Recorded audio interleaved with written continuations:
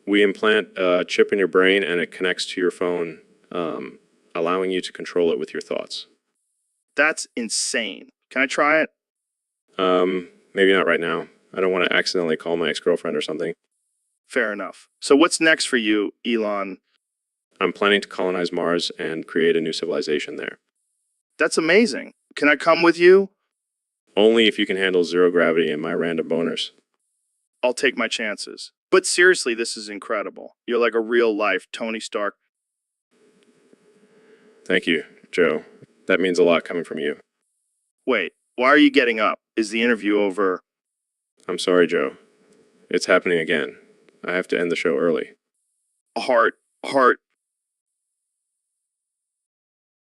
So, Elon, what's been going on in your life lately? Well, Joe, let me tell you. Grimes and I had a little disagreement the other day. Oh yeah, what happened?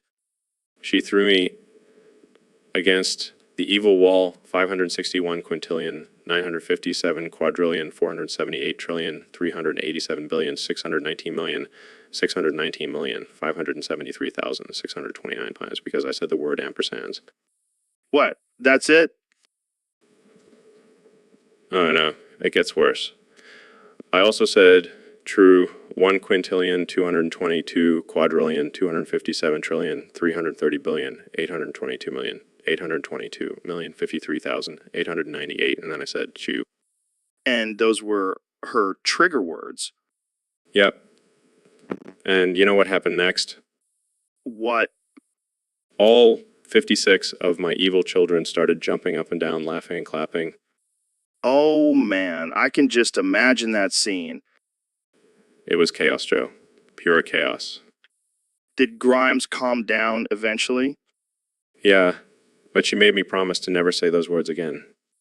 Well, I'll make sure to avoid those words around her too. Good idea. I don't want to end up against that evil wall again. So, Neil, what's been on your mind lately? Well, Joe, I've been doing some research and I have a theory that might blow your mind. Oh boy, here we go. I believe that you, Joe Rogan, are actually Kailu. What the fuck? That bald, whiny kid from the cartoon? Yes. Think about it. You have a bald head, you're always complaining, and you have a weird obsession with dinosaurs. That's just a coincidence, man. Is it really? Or are you just trying to hide your true identity? This is some next level shit, Neil.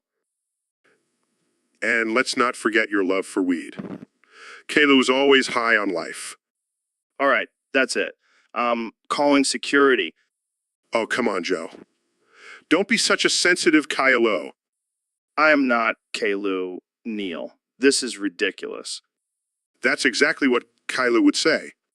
I'm ending this conversation right now. Fine, but just remember, the truth is out there.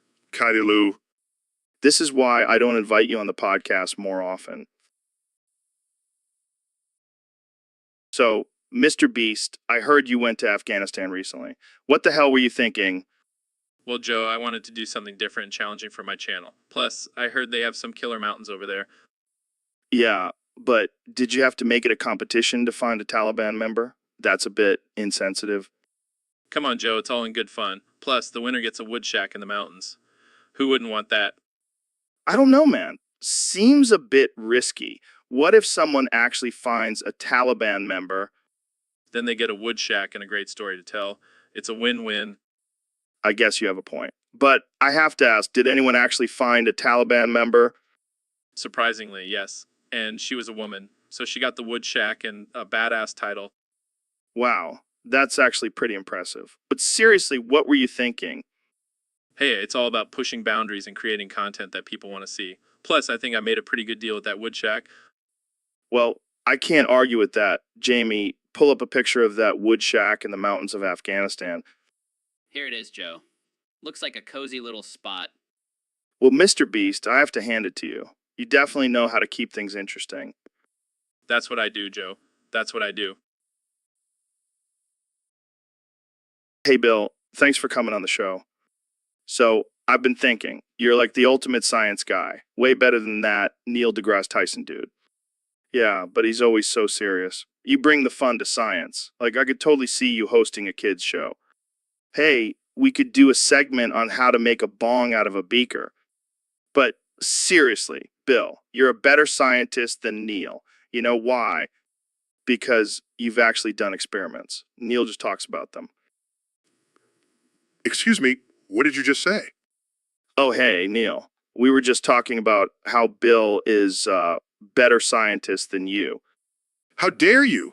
I have multiple degrees and have contributed to groundbreaking research. Yeah, but have you ever made a volcano out of baking soda and vinegar? That's right. Bill Nye, the science guy, reigns supreme. I'll take it. Thanks for coming on the show, Bill. So, Elon, I heard you recently took a vacation to Silent Hill. How was that? Oh man, it was the worst decision I ever made. Um, um, no, I thought it would be a nice, quiet getaway, but it turned out to be a nightmare. What happened? Well, first of all, the town was covered in fog. Couldn't see a damn thing, and then these creepy creatures started chasing me. Sounds like a typical Tuesday for me. And to make matters worse, I couldn't find a decent Wi-Fi signal anywhere. How am I supposed to tweet about my vacation if I can't even get a signal? Priorities, man. Priorities. And then I stumbled upon this abandoned hospital. I swear, it was straight out of a horror movie. Did you find any cool experiments going on in there? No, just a bunch of creepy nurses and some dude with a pyramid for a head. Dude, that's Pyramid Head. He's a legend. Well, he's not my kind of legend. I was just trying to relax and get away from it all, and I ended up in some twisted nightmare. Hey, at least you got a good story out of it. Yeah, I guess you're right. Maybe I'll make a Tesla that can outrun Pyramid Head next time. Now that's the kind of innovation we need. Yeah, Mr. Beast, what's up with this new challenge of yours? Oh, just trying to spice things up a bit. I thought, why not make it a little controversial? Controversial? Dude, you're giving away my circumcised foreskin as a prize, Yeah, and, and that's my foreskin, man. I need that. well, I'm sorry, Joe, but the challenge is on, and whoever gets spin off the sex offenders registry first wins it. Oh, hell no. I'm gonna win that foreskin back, even if I have to take down the entire registry myself. Wow, Joe, that's some serious dedication. You have no idea, man. That foreskin is like a part of me, literally. Well, good luck with that. But just remember, it's all for a good cause. Yeah, whatever. I just want my foreskin back.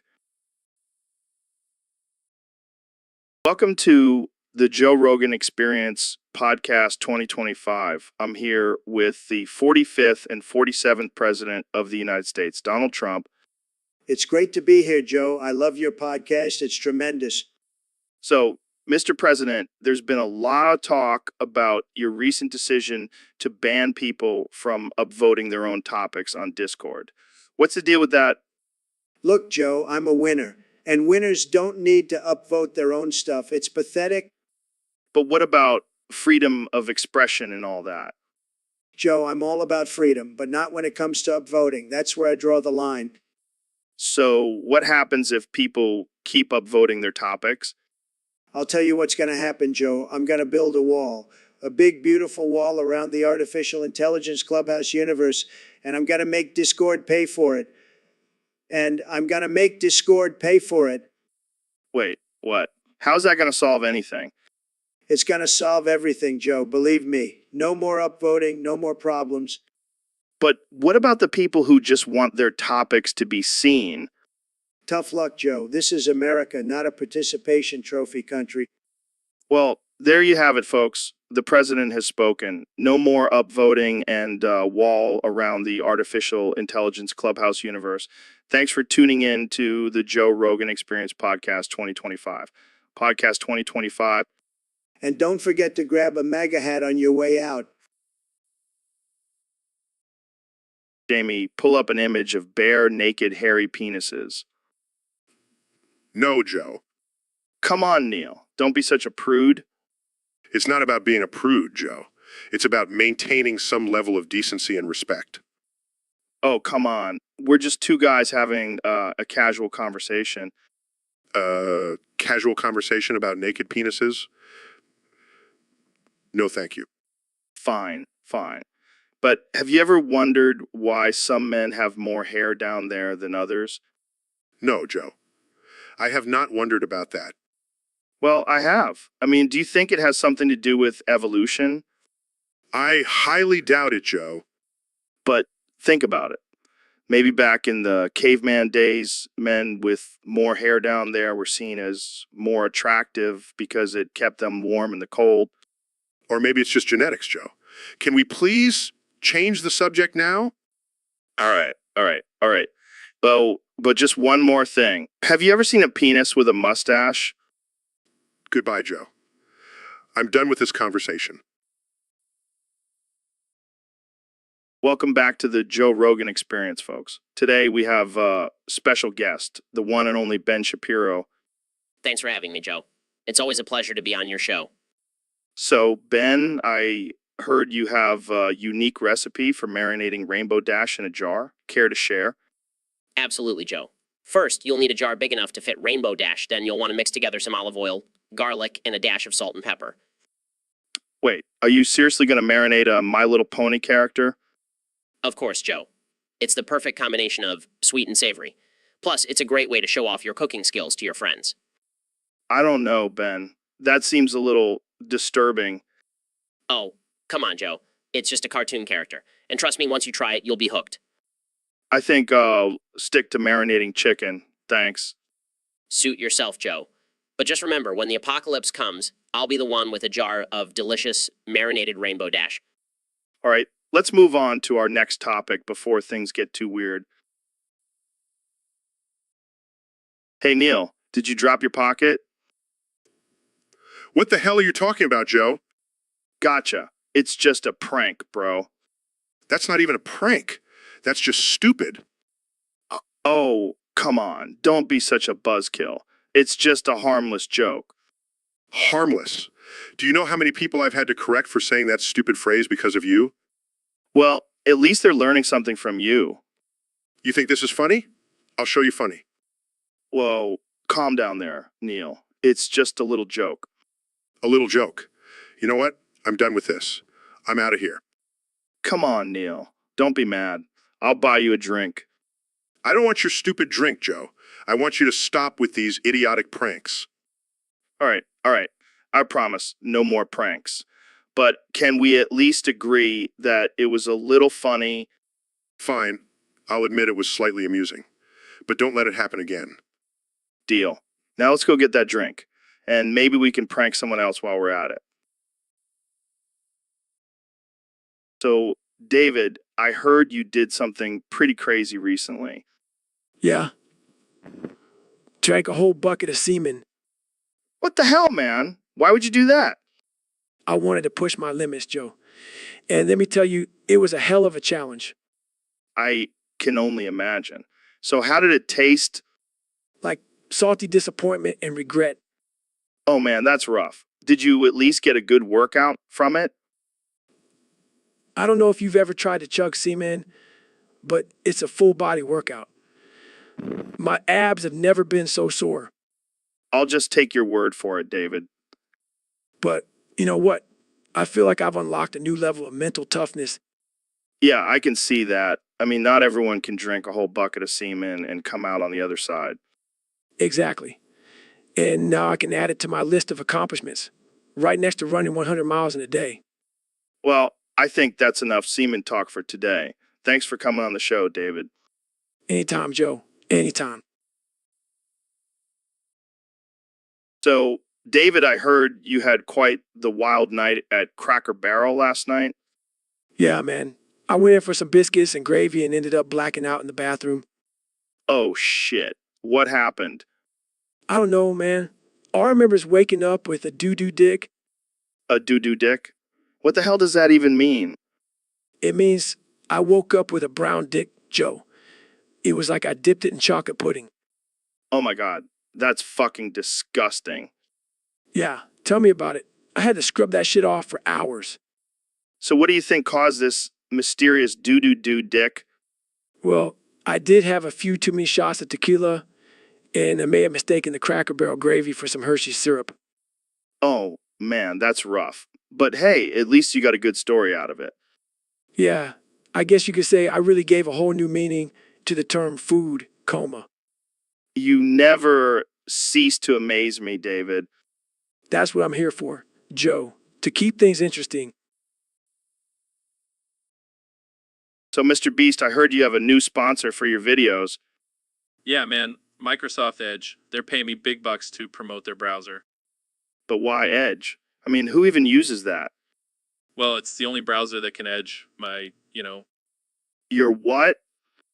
my cock, Joe. It's literally named Edge, so I thought it was meant for that purpose.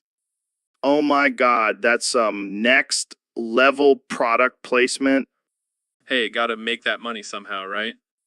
I can just imagine the ad now. Microsoft Edge, the only browser that can edge your cock and browse the web at the same time. I'll make sure to include that in my next video. I can't wait to see your viewers' reactions to that. It's all about pushing boundaries, Joe. And my cock, apparently. Well, I'm glad you found a use for that browser. Hey, it's not just for browsing anymore. It's for edging too. So, Ben, I heard you recently took a trip to Chernobyl. Yeah, it was fascinating. I love exploring the aftermath of nuclear disasters. Did you bring back any souvenirs? Actually, I brought back a little something special. Pulls out a jar with a glowing green substance inside. What the hell is that? It's the elephant's foot, the highly radioactive mass that formed after the meltdown. Holy shit, that's insane. Looks at Elon Musk. Hey, Elon, you want to touch it? Excitedly, yes. Let's do it. Reaches out to touch the elephant's foot. Lads, careful, you might lose a finger or two. Touches the elephant's foot and starts melting. My skin is melting. Laughs. This is some next level shit, folks. We've got Elon Musk melting on the podcast. Smirks. Looks like we found a new way to get rid of liberals. Laughs. Oh man, that's messed up. But seriously, how are you not melting, Ben? Proudly, I have the power of logic and reason on my side. Radiation doesn't stand a chance against facts and statistics. Shakes his head. You're a madman, Ben. But I can't help but admire your dedication to science. Smirks. Thank you, Joe. Now who's next to touch the elephant's foot? Anyone else? Anyone at all? Welcome back to the Joe Rogan Experience podcast, folks. Today we have a special guest, the one and only David Goggins. What's up, Joe? I'm ready to unleash some brutal truth bombs on your listeners. I can't wait. So, Goggins, I heard you ran 100 miles in 24 hours. How the hell did you do that? Well, I just put on my favorite motivational playlist and pretended I was being chased by a pack of wild hyenas. It's all about the mind, man. That's insane. But let's get real here, Goggins. You're known for being a bit of a hard ass. Do you ever take a break or have a cheat day? Cheat day? I eat nails for breakfast, Joe. And for dessert, I have a bowl of broken glass. Okay. But seriously, how do you stay motivated to push yourself to the extreme? It's simple, Joe. I just imagine all the haters out there saying you can't do it. And then I prove them wrong and rub it in their faces. That's one way to do it. But let's talk about your book, Can't Hurt Me. It's full of some pretty intense stories. Any chance they're embellished for dramatic effect? Joe, I don't have time for that bullshit. Every word in that book is the cold, hard truth. And if anyone doubts it, I'll challenge them to a 100-mile race to prove it. I wouldn't doubt you for a second, Goggins. So what's next for you? Another 100-mile race? Climbing Mount Everest? Nah, taking it easy these days. You just got to run a quick marathon in my hands while juggling chainsaws. No big deal. You never cease to amaze me, Goggins. Thanks for... All right. Welcome back to the Joe Rogan Experience podcast. Joe Rogan, and joined by my guest, also Joe Rogan. Hey, Joe. Thanks for having me on. I'm excited to talk about our favorite topic today. Oh, yeah. This is going to be a good one. We're going to be ranking the top 10 national trust houses to flick our bean in. Oh, man, I've been waiting for this episode. I've got my list ready to go. All right, let's start with number 10. I got to go with Montacute House in Somerset. That Tudor architecture really gets me going. Oh, yeah, that's a solid choice. But for me, number 10 has to be Chirk Castle in Wales. The history just adds to the arousal. All right, moving on to number 9. I'm going to have to go with Waddesdon Manor in Buckinghamshire. The French Renaissance style just screams, flick your bean here. I see your Waddesdon Manor and raise you Claydon House in Buckinghamshire. That Baroque style is just begging for some bean flicking action. All right, we're getting into the top 5 now. For number 5, I'm going to have to go with Castle Drogo in Devon. The rugged castle exterior is a perfect contrast to the delicate bean flicking. Oh man, I totally forgot about Castle Drogo. I'm going to have to bump off my number 5 and replace it with Fountains Abbey in North Yorkshire. That Gothic architecture just does it for me. All right, for number 4, I'm going to have to go with Nolan Kent. The grandeur of the house just makes me feel like a queen while I'm flicking my bean. I can't argue with that choice, but for me, number 4 has to be Dunster Castle in Somerset. The medieval vibes just make me want to go back in time and flick my bean in a different era. All right, we're getting down to the top 3 now. For number 3, I'm going to have to go with Blickling Estate in Norfolk. Norfolk. All right, folks, we've got a special competition today. Elon and I are going to see who can say, the most. Bring it on, Joe. Been practicing my use in between designing rocket ships. Oh, please. I've been saying, since I was a fetus. I've got this in the bag. We'll see about that. Let's start the timer. Oh.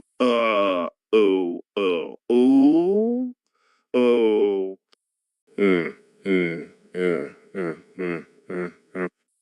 Mm, mm, mm, mm. Mm, mm, yeah, yeah, mm, mm, mm. Ooh. Mm, mm, yeah, yeah, mm, mm, mm. Ooh, ooh. Mm, mm, yeah, yeah, mm, mm, mm. Um, mm, oh. Mm, mm, yeah, yeah, mm, mm, mm. All right, time's up. How many did you get, Elon? 69, 9. Nice. But I got 420. How is that even possible? I've been training for this moment my whole life. Plus, I may have smoked a little something before the competition. Well played, Joe. But I'll get you next time. Bring it on, Elon. I'll be ready with my ooze my weed. Welcome back to the Joe Rogan Experience podcast, folks.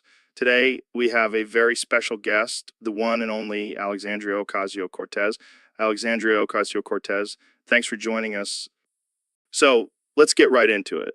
Alexandria Ocasio-Cortez, what do you think about this topic that was submitted by a user on Discord?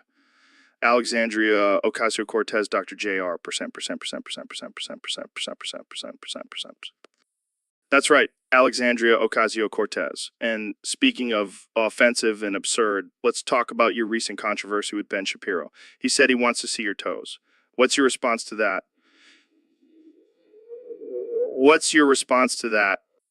But seriously, Alexandria Cortez, what do you think about his comment? Fair enough. Now, let's talk about your Green New Deal. Some people say it's too radical and unrealistic. What's your response to that? I see your point, Alexandria Ocasio-Cortez. But what about the cost? Some experts say it could cost trillions of dollars.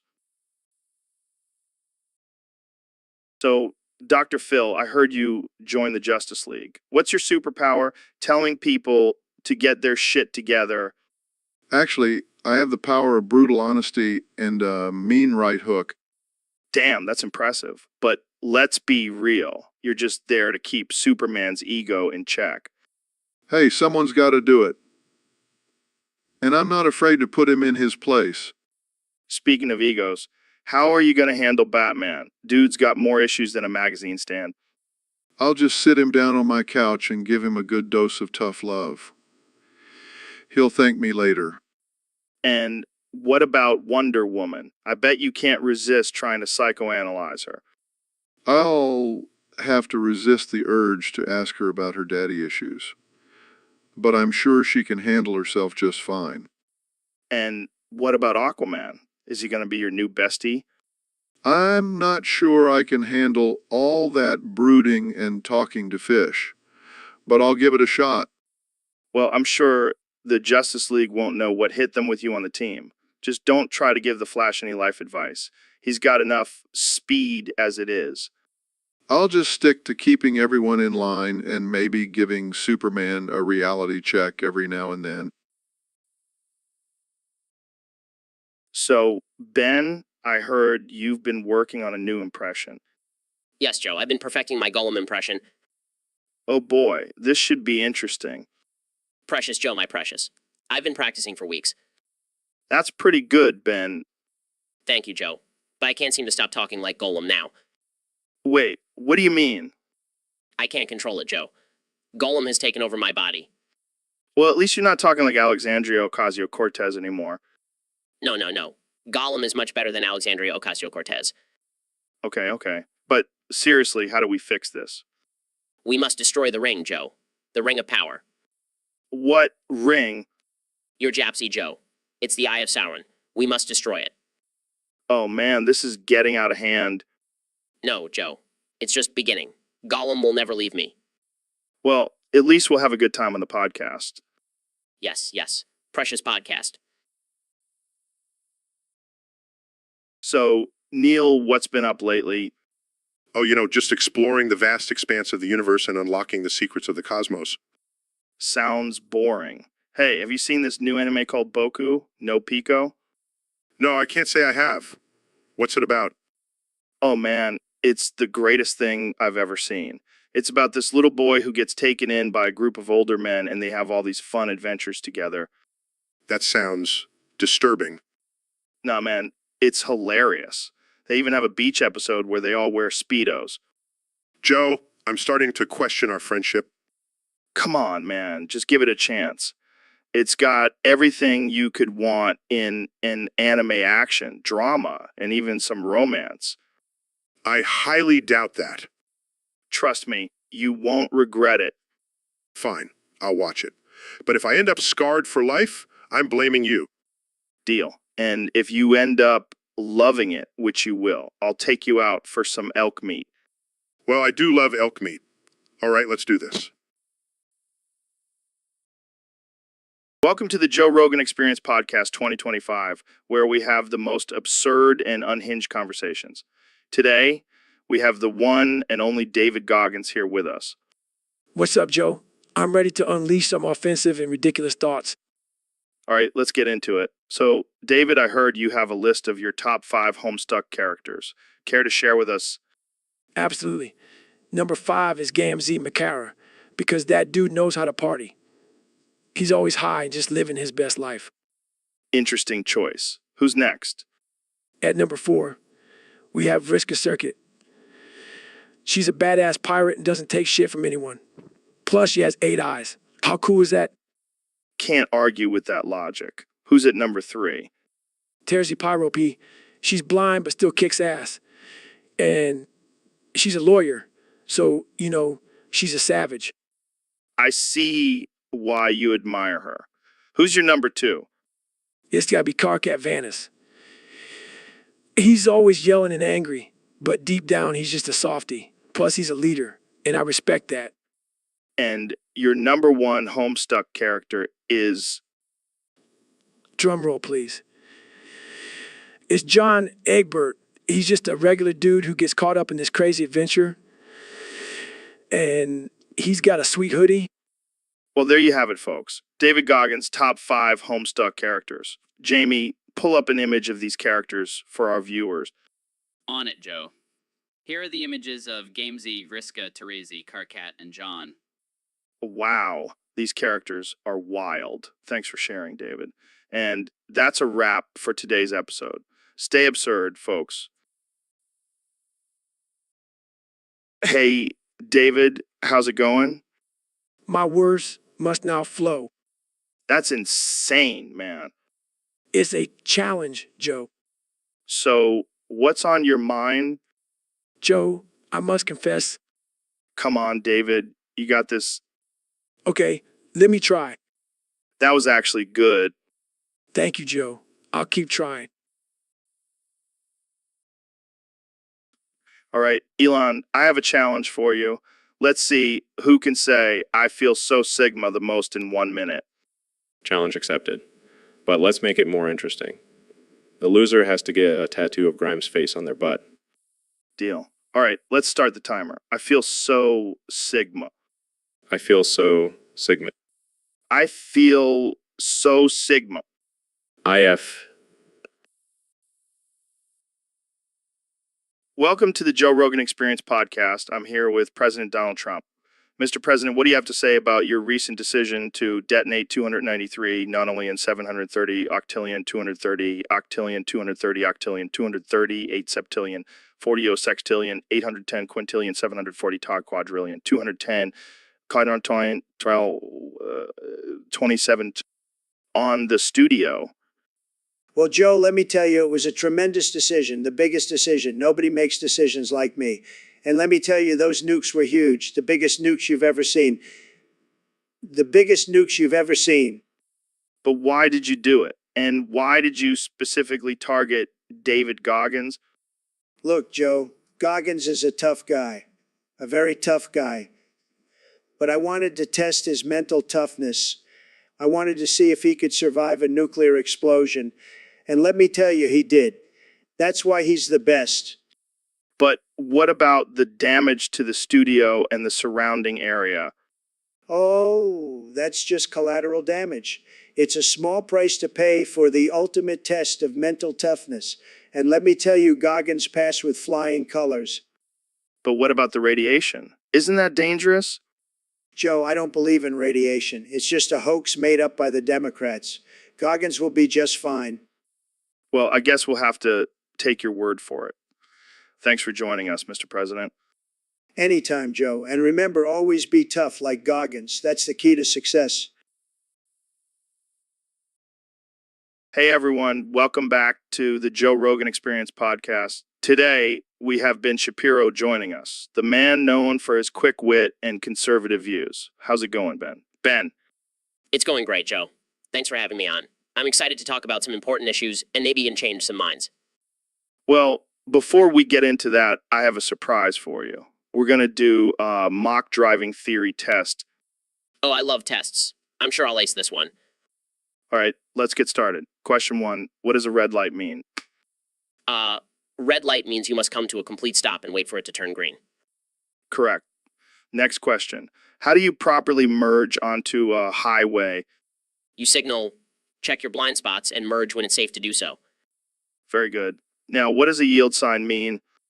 A yield sign means you must yield to oncoming traffic and proceed with caution. Wow, you're on a roll. Okay, last question. What is the speed limit in a school zone? The speed limit in a school zone is usually 25 miles per hour. Wrong. It's actually 15 miles per hour. Looks like you're not as smart as you thought, Ben. Damn it. Well, at least I got the majority of them, right? All right, that's enough for today. Thanks for playing along, Ben. And thanks to all our listeners for tuning in. Until next time, stay curious and open-minded. So, Dr. Phil, I heard you're having some trouble with the French authorities. Yeah, they won't let me into the country unless I get circumcised. What? Why? Why? Apparently, it's a new requirement for all visitors. But I'm not doing it Why not? because it will reveal my nanometer dick.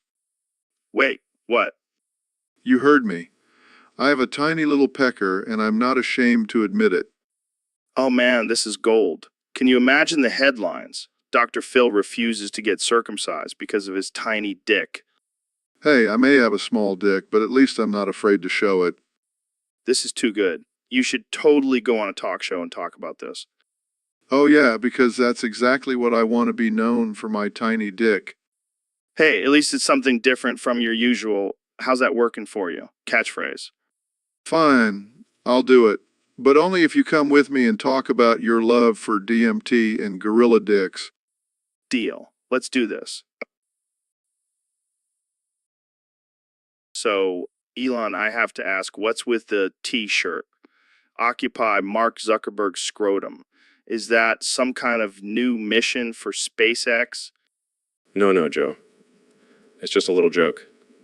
You see, Mark and I have a friendly rivalry, and I like to poke fun at him whenever I can. Oh, I get it. So it's like a metaphor for taking over the tech world. No, it's literally my favorite activity. Have you seen the size of that thing? It's like a small planet.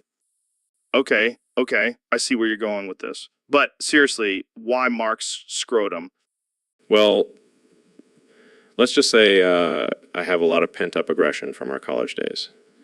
And his scrotum is the perfect target. Fair enough. But have you actually tried to occupy it? Let's just say I have a plan in the works. But for now, the T-shirt will have to do. I can't wait to see the headlines for that one. Elon Musk successfully occupies Mark Zuckerberg's scrotum. Oh man, that's going to be a fun day. But in all seriousness, it's just a silly joke. I have nothing against Mark or his scrotum. Well, I'm glad we cleared that up. Now let's talk about your plans for colonizing Mars. Oh, you mean my plans for colonizing Mark's scrotum? Just kidding. But seriously, Mars is the next step for humanity, and I'm ready to take us there. Jamie, pull up a picture of butt. Joe, what kind of butt are we talking about here? The juiciest, roundest, most glorious butt you can find. All right, let me just type that into Google. And, oh God. What? What is it? Joe, this is a family show. I can't show this on screen. Oh, come on, Jamie. Don't be such a prude. Just blur it out or something. Blur it out. Joe, it's a butt. There's no way to blur it out. Fine. Just describe it to me. Is it a big butt? A small butt? A Kardashian butt? It's huge, Joe. Like, it could probably crush a watermelon. Oh man, that's what I'm talking about. That's a butt I can get behind. Joe, please. Can we just move on to a different topic? All right. But just one more thing. Is it a hairy butt? Oh my God, Joe. I'm done. I'm out of here. Jamie, wait. Come back. I need to know about the hair. So, Mr. Beast, what's the latest challenge you have for your viewers? Well, Joe, this one is a bit controversial. I want all my viewers to masturbate while sitting on a tombstone of a WW2 veteran in front of their family. Are you serious? That's messed up. Hey, it's all for the views and the clicks. Plus, it's a great way to honor our fallen heroes. I don't think the families of those veterans would see it that way. Oh, come on, Joe. They should be honored that someone is getting off on their loved one's grave. I can't believe I'm even entertaining this conversation. Relax, Joe. It's just a little harmless fun. Plus, think of the epic thumbnail. Yeah, because nothing screams respect like a thumbnail of someone jerking off on a tombstone. Exactly. Now, who's ready to join in on the challenge? I don't even want to know how you came up with this idea. Let's just say I have a very active imagination. I think that's an understatement. Hey, at least I'm not asking them to do it on a live grenade. Oh, God. Please tell me that's not your next challenge. You'll just have to wait and see, Joe. Welcome back to the Joe Rogan Experience podcast, folks. Today, we have a special guest, the one and only Ben Shapiro. Thanks for having me, Joe. I'm excited to be here and Master Debate live on air. Master debate, is that like a new form of debate where you just destroy your opponent with your superior debating skills? No, Joe. It means I'm going to debate while simultaneously masturbating. It's a skill I've been perfecting for years. Okay then. So what's the topic for today's master debate? The topic is whether pineapple belongs on pizza or not. Oh, this is gonna be good. Ben, I know you're a big fan of pineapple on pizza, but I have to disagree. It's just not right. Oh, Joe, you're just not sophisticated enough to appreciate the sweet and savory combination of pineapple and pizza. Sophisticated. Ben, I've eaten elk heart on this show. I think I can handle some pineapple on pizza. Well, I guess we'll just have to agree to disagree. But I will say, pineapple on pizza is a great way to spice up a boring sex life. Oh man, I can always count on you to bring up sex in the most unexpected ways. It's all about keeping things interesting, Joe. And speaking of interesting, did you know that the average male ejaculates at a speed of 28 miles per hour? Ben, you never fail to amaze me with your random facts. Well, it's all part of being a master debater, Joe. Now let's get back to the topic at hand. Pineapple on pizza is a delicious and underrated combination. And I will respectfully disagree. But hey, that's what makes this show so entertaining. Thanks for joining us, Ben. Anytime, Joe. And remember, always keep master debating. So, Ben, I heard you had a little incident with your sister and your super sexy epic gaming desk 6000. Yeah, it was a disaster. She bumped into it and spilled all of my new epic cool Soylent. Oh no, not the Soylent. That stuff is like liquid gold for nerds. Exactly. So I did what any rational man would do. I grabbed her by her hair and dragged her on the floor violently. Wow, that escalated quickly. But it gets better. I slammed her against the spider wall 928 trillion, 572 billion, 826 million, 482,000, 748 times while screaming and young Sheldon 1 quintillion 229 quadrillion, 529 quadrillion, 591 trillion 114 billion, 580 inti t. Oh man, that's some serious rage. Did it work though? Did she learn her lesson? Oh yeah, she never messes with my gaming setup again. And I have a new respect for the power of the young Sheldon 1 quintillion 229 quadrillion, 591 trillion, 114 billion, 581 229,000, 729,000, 715 scram. I don't think I'll ever look at that emoji the same way again. You're welcome. And let that be a lesson to anyone who dares to mess with my super sexy, epic gaming desk 6000. Well, I think we can all agree that family is important, but so is a good gaming setup. Nat. Now let's go grab some new epic cool Soylent and game until our eyeballs fall out. Sounds like a plan. Thanks for sharing that epic story, Ben. So, David, I heard the news. Gazerbeam is no longer with us. Yeah, man. It's a real shame. He was a true legend. What happened? Did he die in some epic superhero battle? No, unfortunately not. He was actually killed by a rogue hamster. Wait, what? Hamster. That's not very heroic. I know it's embarrassing. But it turns out Gazerbeam had a severe allergy to hamster fur. Oh man, that's rough. How did it happen?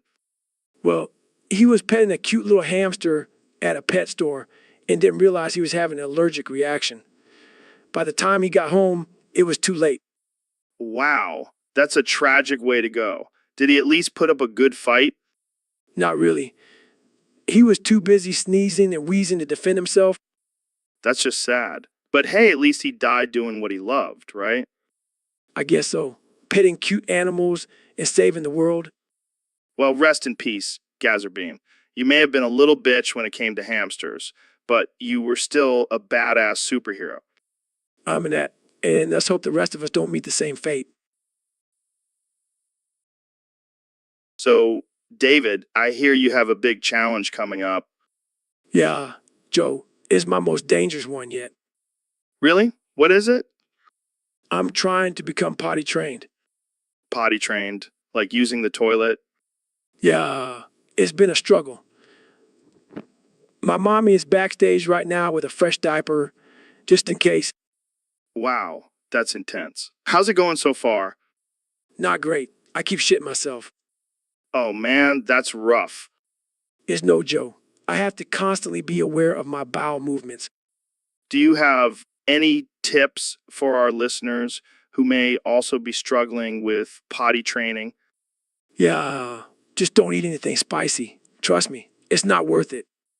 I'll keep that in mind. So, how does it feel to have your mommy backstage ready to change your diaper at any moment? It's humbling. It reminds me that no matter how tough I am, I still need my mommy's help sometimes.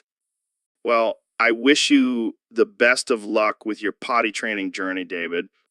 Thanks, Joe. And remember, always listen to your mommy. She knows best. What the hell, man? You can't just whip it out and start jerking off on my podcast. Relax, Joe. It's just a little locker room talk. That's not locker room talk, that's sexual harassment. Oh, please, I've done way worse. Remember that time I grabbed that woman by the Eckerd acted? Yeah, and you got away with it. But this is my podcast, and I won't stand for this kind of behavior. Fine, I'll stop. But can you at least pull up an image of Stormy Daniels while I finish? No way, man. I'm not enabling this. Suit yourself. I'll just have to finish on my own. That's it. I'm calling the cops. Go ahead, I'm the president. I'll just pardon myself. Yo, Ben, what's up with this new rap of yours? Oh, you mean my fire bars about the woke culture?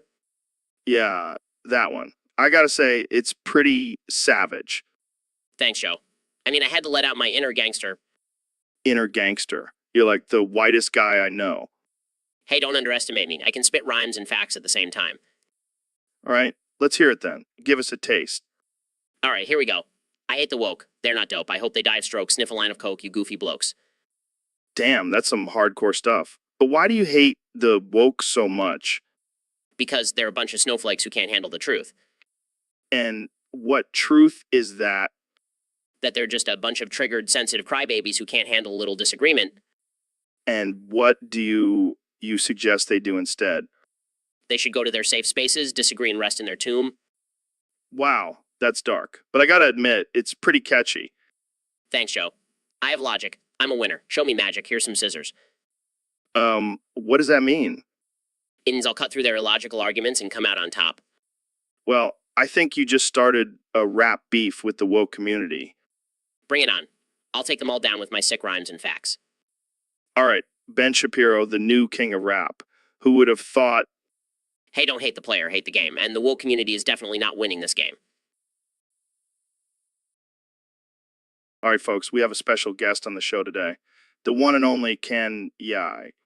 So, what's your take on Ammo and the Sniffers? Yeah, they definitely have a unique energy. What do you think of their lead singer, Emil? That's insane. But seriously, what do you think sets them apart from other punk bands? And that's what it's all about. Thanks for joining us, Ken. Welcome to the Joe Rogan Experience Podcast 2025. I'm here with 45th and 47th President of the United States, Donald Trump. That's right, Joe. I'm back and better than ever. And let me tell you, I've got something big to announce today. Oh boy, I can't wait. What is it? I'm releasing the official gender tier list for America. What's a gender tier list? It's simple, Joe. I've ranked all the genders from best to worst, and they will receive resources accordingly. I don't think that's a good idea, Don. Nonsense, Joe. It's time to put these genders in their place. At the top of the list, we have the almighty male. And at the bottom, Well, that's a tough one. It's a tie between the non-binary and the feminists. oh boy, I can already hear the backlash. Let them come, Joe. I've got my Twitter fingers ready. But what about transgender individuals? They can choose which tier they want to be in. It's all about freedom, Joe. I don't think that's how it works, Don. Trust me, Joe, I'm the best at ranking things. I mean, have you seen my golf scores? This is definitely going to stir up some controversy. That's what I do, Joe. I make America great again. Well, that's all the time we have for today. Thanks for tuning in to the Joe Rogan Experience Podcast 2025. And remember, folks, the gender tier list is the best tier list. Believe me. All right, folks, welcome back to the Joe Rogan Experience Podcast. Today, we have the one and only Neil deGrasse Tyson joining us. Neil, thanks for being here. My pleasure, Joe. Always happy to talk about the wonders of the universe. So, Neil, I heard you have a step-by-step guide on how to stargaze. Can you walk us through it? Of course, Joe. Step 1, find a dark and secluded area away from city lights. Step 2, lay down a blanket and get comfortable. Step 3, take a deep breath and clear your mind. And then, Wait, what? Who arrives? oh, just the one who controls the stars. Okay, moving on. What's the next step? Step 4, use a telescope or binoculars to get a closer look at the constellations. And then worship him, and then, Well, who? Did you just say worship him? haha, what? No, no, no, no, I said observe them. Silly me. Oh, sure. So, any final steps? Yes, step 5, take a moment to appreciate the vastness of the universe and our place in it. And then worship him, and then, All right, Neil, I think we need to wrap this up before things get too weird. what? I have no idea what you're talking about, Joe. Stargazing is a perfectly normal and non-cultish activity. Sure thing, Neil. Thanks for joining us today. And remember, folks, if you're going stargazing, just make sure you don't accidentally worship anyone. Haha, very funny, Joe. See you next time. So, Mr. President, I heard you got bitten by a raccoon recently. Yeah, it was a vicious attack. But you know what they say, Joe, what doesn't kill you makes you stronger. I don't think that's quite how it works, but okay. So, do you think you have any raccoon powers now? Absolutely. I have heightened senses. I can climb trees like nobody's business, and I can even dig through trash with my bare hands. Impressive. Have you considered using these powers for good? Of course, Joe, I'm thinking of starting my own superhero team. We'll call ourselves the Raccoon Avengers. That's something. But what about your human responsibilities as president? Don't worry, Joe. I'll still make America great again, but now I'll do it with the help of my trusty raccoon sidekick. I don't even know what to say to that. Moving on, have you had any other encounters with wild animals? Well, there was this one time I wrestled a grizzly bear with my bare hands, but that's a story for another time. I think we'll save that for another episode. Thanks for joining us, Mr. President. Always a pleasure, Joe. Make sure to tune in to the Raccoon Avengers' next mission on Fox News. All right, folks, we have a very special guest on the podcast today. The one and only Dr. Phil. Thanks for having me, Joe. I'm excited to be here and share some of my wisdom with your listeners. So, Dr. Phil, what's been going on in your world lately? Well, Joe, I've been working on a new project. It's a tutorial on how to bypass age verification and be born over 18 years old already. Oh, that's intense. How does that even work? It's simple, really. You just have to will yourself to be born later in life. It's all about mind over matter. Mind over matter, huh? Sounds like some Matrix shit. Well, I wouldn't go that far, but it's definitely a mind-blowing concept. So, what inspired you to come up with this tutorial? Well, I was tired of seeing all these kids trying to sneak into R-rated movies and buying cigarettes. I figured if I could teach them how to be born over 18, they wouldn't have to go through all that trouble. That's actually pretty considerate of you, Dr. Phil. I'm always looking out for the youth, Joe. I'm Dr. Phil.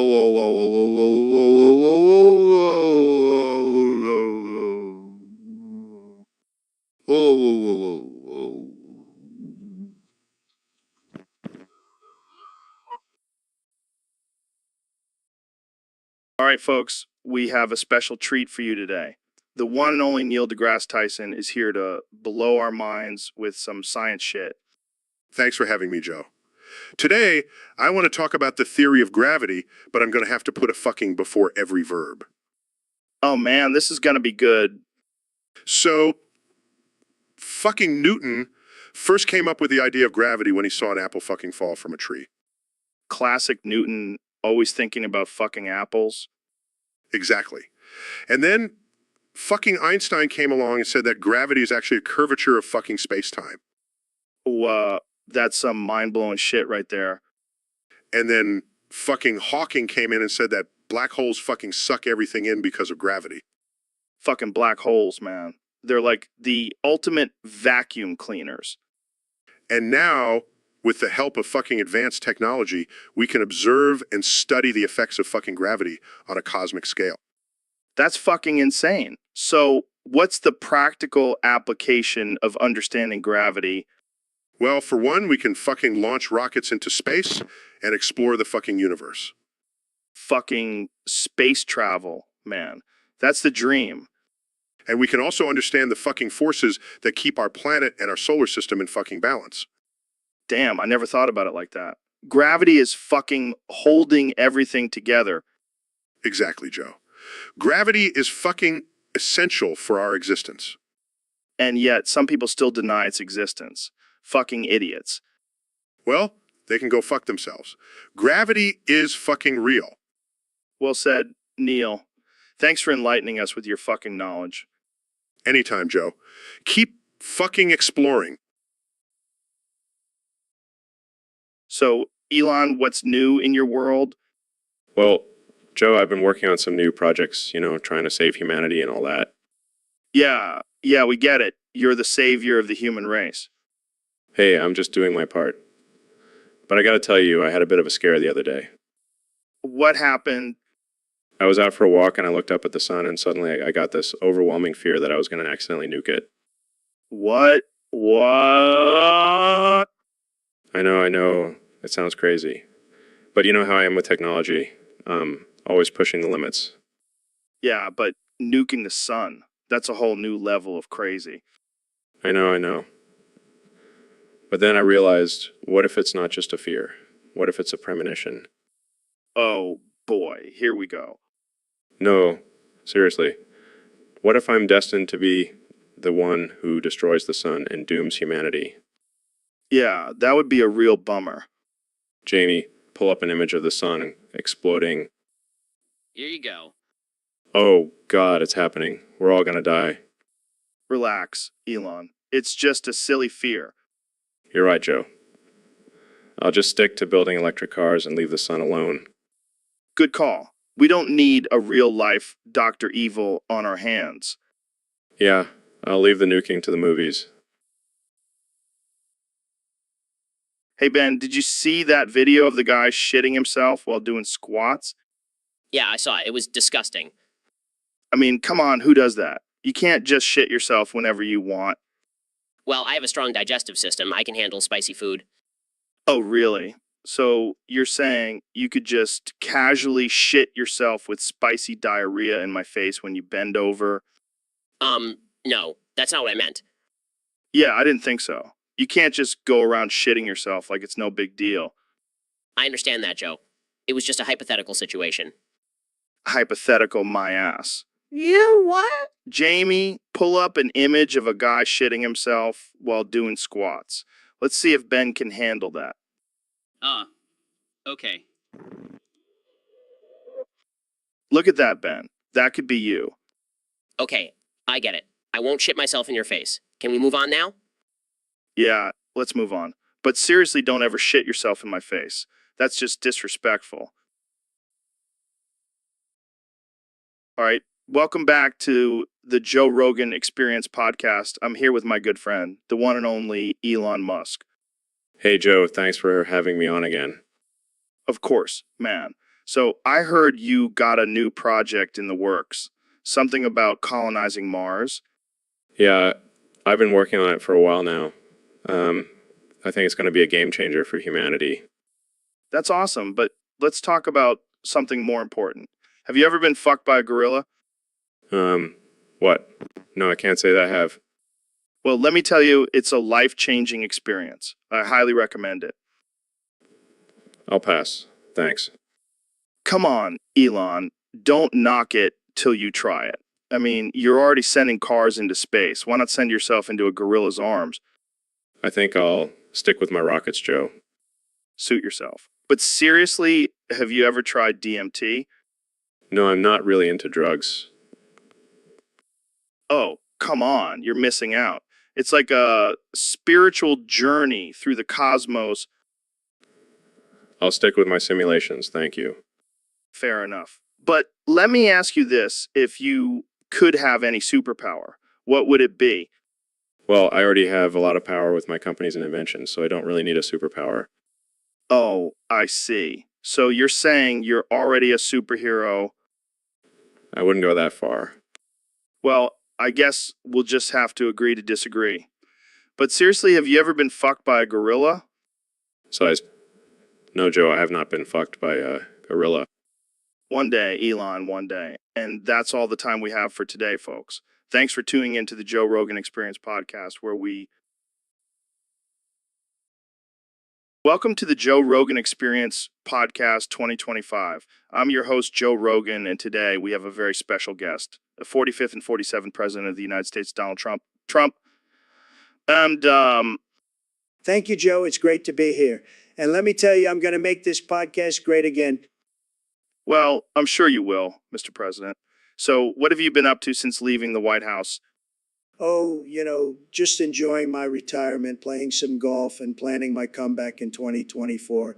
But I've also been working on some important policies. Like what? Well, for starters, I'm going to make foot fetish illegal. Whoever has it will be arrested for 9 septillion, 739 sextillion, 383 quintillion, 738 quadrillion, 338 quadrillion, 738 billion, 338 billion, 338,000, 338,000, 338,000, 388. That's insane. Insane. Okay then. Moving on, let's talk about your plans for the economy. My economy is going to be the best, believe me. I'm going to bring back coal mining, build a wall around the stock market, and make the dollar the official currency of Mars. Wait, what? Just kidding, Joe. But seriously, I'm going to make America rich again. And I'll do it with my amazing negotiation skills. Oh yeah, those have worked out great so far. Hey, I've made some fantastic deals. Just ask North Korea and Russia.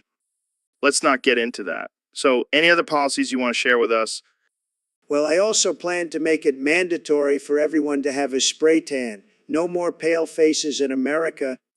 That's something. And I'm also going to build a wall around the entire country to keep out all the illegal aliens. And So, Mr. President, what's on your mind today? well, Joe, I've got some breaking news for you. Sleepy Joe Biden has a diabolical plan to go back in time and sabotage the release of Sonic the Hedgehog movie. What? That's insane. Why would he do that? Because he's a loser, Joe. He can't handle the fact that I made America great again, and now he wants to ruin the release of a beloved childhood character. But how is he planning to do that? He's going to use his fake news media to convince Paramount to ignore the backlash of Sonic's original design and release the movie 3 months earlier. That's messed up, man. What can we do to stop him? We need to build a time machine, Joe. We need to go back to 2019 and make sure Paramount listens to the fans and changes Sonic's design. But, Mr. President, do you really think that's the best use of our time and resources? Of course it is, Joe. We can't let Sleepy Joe ruin the release of a great movie. Plus, I've always wanted to time travel. It's going to be huge. I don't know, Mr. President. This all sounds a bit far-fetched. Trust me, Joe. I know a thing or two about time travel. I've been doing it for the past 4 years. Just ask my hair. Well, I guess we'll have to see how this all plays out. But for now, let's just enjoy our DMT and forget about Sleepy Joe's crazy plans. Sounds good to me, Joe. Let's make America trip again. No, Joe, I got to say I'm really excited to be here. No, Joe, it's an honor to be on your podcast. No, Joe, I've been a fan of yours for years.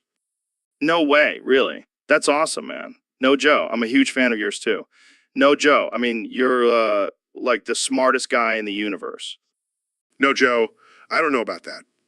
No, Joe, I mean, I'm pretty smart, but there's definitely some aliens out there who could give me a run for my money. No, Joe, I've always wondered about aliens. No, Joe. Do you think they're real? No, Joe. Have you ever seen one? No, Joe, I haven't seen one, but I have a theory that they're actually just highly evolved versions of us. No, Joe, like we're the aliens of the past. No, Joe. That's crazy. No, Joe. I never thought about it like that. No, Joe. But what about Bigfoot? No, Joe. Do you think he's real? No, Joe, I highly doubt it. No, Joe, I mean, have you seen those blurry photos? No, Joe, that's just some dude in a gorilla suit. No, Joe. You're probably right. No, Joe. But what about ghosts? No, Joe. Do you believe in them? No, Joe, I don't believe in ghosts. No, Joe, but I do believe in parallel universes.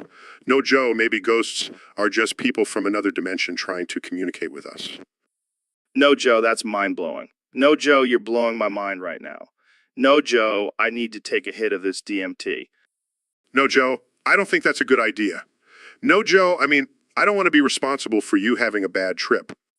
No, Joe. You're right. No, Joe. I'll save it for after the podcast. No, Joe. But seriously, thanks for coming on, man. No, Joe. So, Mr. Beast, what's the deal with this new challenge of yours? Well, Joe, I wanted to do something different, something that really gets people riled up. And what's that? Whoever downvotes a topic the most wins a free penis extension pill. Oh man, that's just asking for trouble.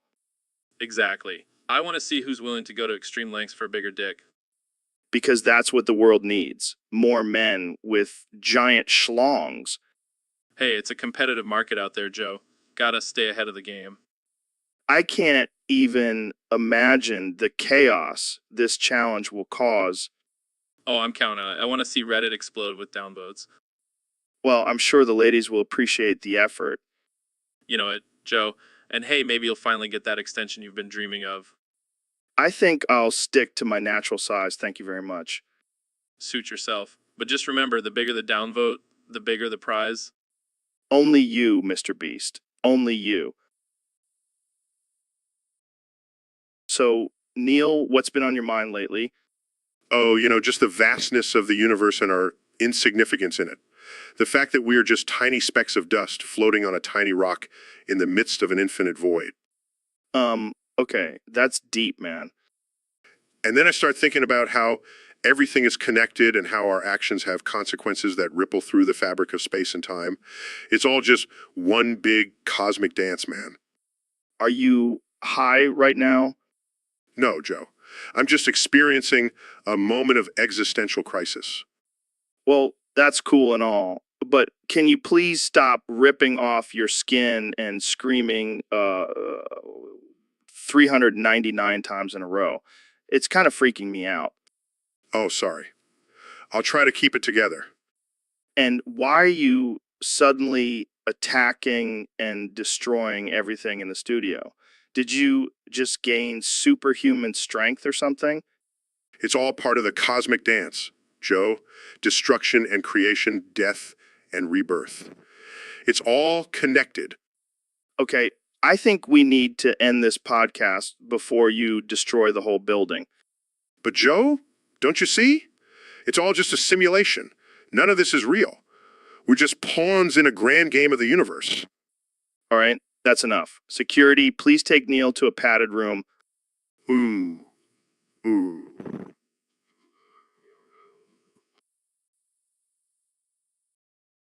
So, Elon, what's on your mind today?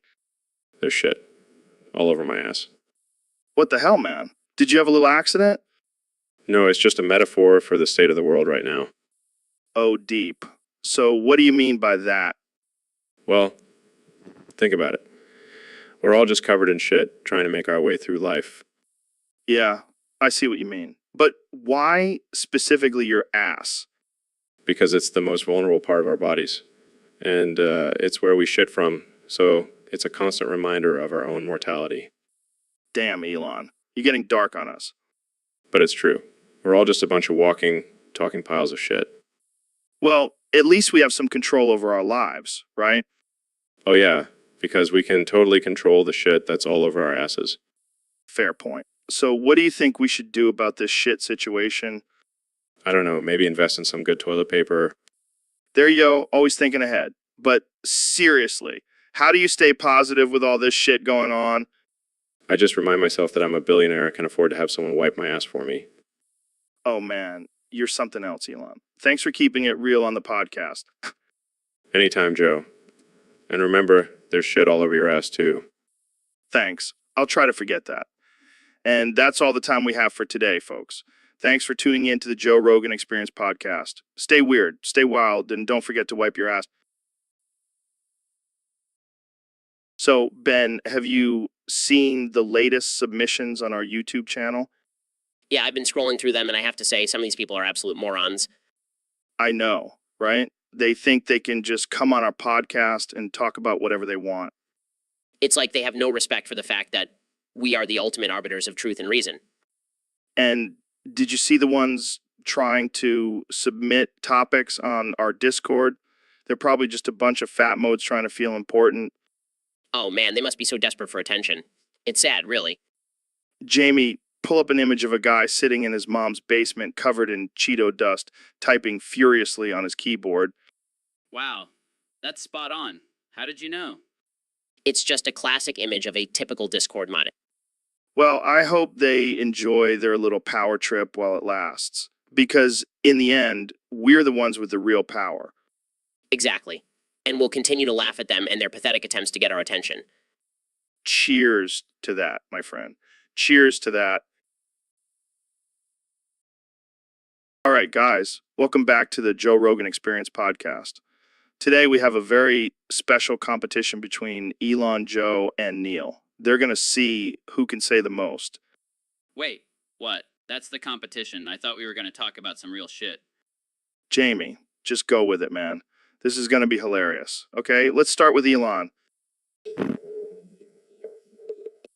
Wow, that was impressive. But I think Neil can beat that. This is ridiculous. Okay, my turn. Jamie, what the hell?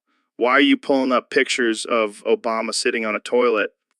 I don't know, and it just feels right. And it's a bonus because it pisses off all the fucking immigrants. Okay, I think Jamie wins this competition for sure. Yeah, I don't think anyone can beat that combination of an Obama on the toilet. Well, that's all the time we have for today, folks. Thanks for tuning in to this absurd and offensive episode of the Joe Rogan Experience podcast. See you next time. Hey, Neil, what's up, man? Oh, fucking shit, Joe. What's wrong? What's wrong? Young Sheldon, 1,229,114,588,229,715 the Young Sheldon. 1,215,215 the Young Sheldon. 1,229,591,188,180. Oh, no, not again. What do I do now, fucking fuck? Relax, man. It's just young Sheldon, 1,229,588,229,715. No, you don't understand. The Young Sheldon, 1,229,588,129,715 is coming. The young Sheldon, 1,229,589,114,588,229,715. Oh shit, you are fucked. You are fucked. You are fucked. I know. I should have listened to you and stayed away from that. Young Sheldon, 1,229,590,1,114,588,229,715. Well, now you have to deal with the consequences. I can't believe this is happening. I'm a fucking astrophysicist, not a Young Sheldon, 1,229,590, 1,114,588,229,715. Maybe you can use your knowledge of the universe to find a way out of this. Yeah, because the laws of physics definitely apply to this situation. Hey, at least you'll have a great story to tell on your next podcast. Oh, yeah, because nothing screams science like getting young Sheldon 1,229,229,591,229,729,729,729,000 young Yeldon 1,229,291,1 Well, good luck with that, Neil. I'll be over here not getting young Sheldon 1,000,000,229,591,000,191,000,114,588,229,715,715. Thanks, Joe. Real helpful. So, Mr. Trump, I heard you have a new rap anthem for the USA. That's right, Joe. I'm always ahead of the game. I've got bars for days. Let's hear it. I'm Donald Trump, don't like me. Hit the dump. I'll throw you over the wall and make it grow. Make it grow? Yeah, I have massive balls. Your mom knows. Oh, man, that's gold. And you know what else? I'll bring the eagles to the illegals. Weasels aren't legal peoples. What does that even mean? It means I'm tough on immigration, Joe. Tougher than your mom's meatloaf. Okay, what else you got? Michelle Obama called my pocket, but she doesn't have a socket. But like Elon has a rocket, so he won't get my lockpick. Oh my God, I can't. I can't with you, man. I've got bars for days, Joe. Nobody can touch me. I think I need to take a break. That was too much. That's the power of Trump, baby, making rap great again. Welcome to the Joe Rogan Experience podcast, where we have the most absurd and unhinged conversations. Today, we have a special guest, Ben Shapiro, who has recently become a black Muslim woman. That's right, Joe. I have converted to Islam and embraced my true identity as a black woman. And let me tell you, it's been quite the journey. Wow, that's quite the transformation. So, Ben, what inspired you to make such a drastic change? Well, Joe, I realized that as a white man, I was just too privileged and needed to check my privilege. And what better way to do that than by becoming a black Muslim woman? I see. And how has the reaction been from your conservative followers? Let's just say they're not too happy about it. But I don't care. I'm living my truth, and that's all that matters. Well, Ben, I have to say, you look pretty good as a black Muslim woman. Have you been taking some hormone supplements or something? No, Joe. It's all natural. But can we please change the subject? Every time you say pull up an image of the Prophet Muhammad getting a vasectomy, I can feel my blood boiling. Oh, right. Sorry, force of habit. But seriously, can you imagine the Prophet getting a vasectomy? That would be wild. Joe, I swear, if you say it one more time, I'm gonna lose it. Okay, I'll stop. But seriously, can you imagine the look on his face? It would be priceless. That's it. I'm out of here. I can't take this anymore. I'm going back to being a white man. Wait, Ben, come back. We were just getting to the good stuff. Like, how would the Prophet even schedule a vasectomy? Would he have to fast beforehand? So many questions. So many questions. I'm done. I can't do this. I'm out. So, Elon, I heard some interesting things about your dinner routine with Grimes. Oh, yeah, it's quite the adventure. Adventure. Sounds more like we match. Well, every day during dinner time, Grimes grabs me by my hair and slams me on the floor. What the hell? That's not normal. Then she throws me against the wall and spins me around like a lasso. Is she trying to kill you? No, she's just screaming, "Young Sheldon, 1,229,590,1,514,520,588,229,715 the whole time. What the hell does that even mean? I have no idea, but I just go with it. Keeps things interesting. Interesting. Sounds more like a domestic violence situation. Nah, it's just our version of foreplay. I don't even want to know what happens after dinner. Let's just say we don't need a bed to sleep in. Okay, I think I've heard enough. Can we move on to a less traumatizing topic? Sure, let's talk about my plans for colonizing Mars. Oh, thank God, something normal. All right, folks, welcome back to the Joe Rogan Experience. Today, we have a special guest, the one and only Mr. Beast. Thanks for having me, Joe. I'm excited to be here. So I heard you have a new challenge for your followers, something about saying the letter CA billion times. Yeah, it's called the Crazy C Challenge. The first person to say the letter C92 quadrillion 749 trillion 262 billion 948 million 262,849 one 2 times wins. Wow, that's a lot of CS, yeah. What's the prize? Oh, just a little something called herpes. Wait, what? Did you say herpes? Yep, you heard it right. The winner gets a lifetime supply of herpes. That's, interesting. Why herpes, though? Well, I figured everyone already has it. Might as well make it a prize. You're a sick man, Mr. Beast. Hey, it's all in good fun. Plus, think of the bragging rights the winner will have. Yeah, I can already hear it. I won the Crazy C Challenge, and all I got was this lousy case of herpes. Exactly. It's a win-win situation. I don't know if I should be impressed or disturbed. Why not both? Fair enough. So, how do you come up with these crazy challenges? Honestly, it just comes to me in my sleep. I have some messed up dreams, man. I can only imagine. Well, I'm sure your followers will be lining up to say the letter CIA billion times now. Oh, they already are. And let me tell you, some of them are really dedicated. I've had a few people pass out from exhaustion. That's dedication right there. Absolutely. Gotta love my fans. Well, on that note, I think we'll end it here. Thanks for joining me, Mr. Beast.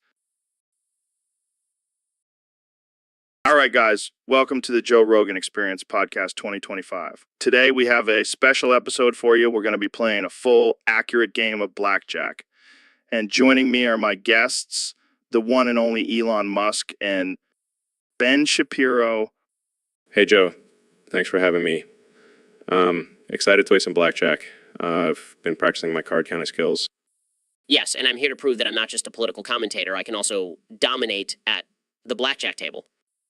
All right, let's get started. I'll be the dealer, and I'll make sure to shuffle the cards thoroughly, so Ben doesn't accuse me of rigging the game. Let's just hope he doesn't bring up any statistics about the probability of winning. Don't worry, I've got my trusty calculator with me. All right, first card goes to Elon, and it's a 10. Not bad, not bad, not bad. Hit me. Another 10. Looks like you're off to a good start. Of course he is.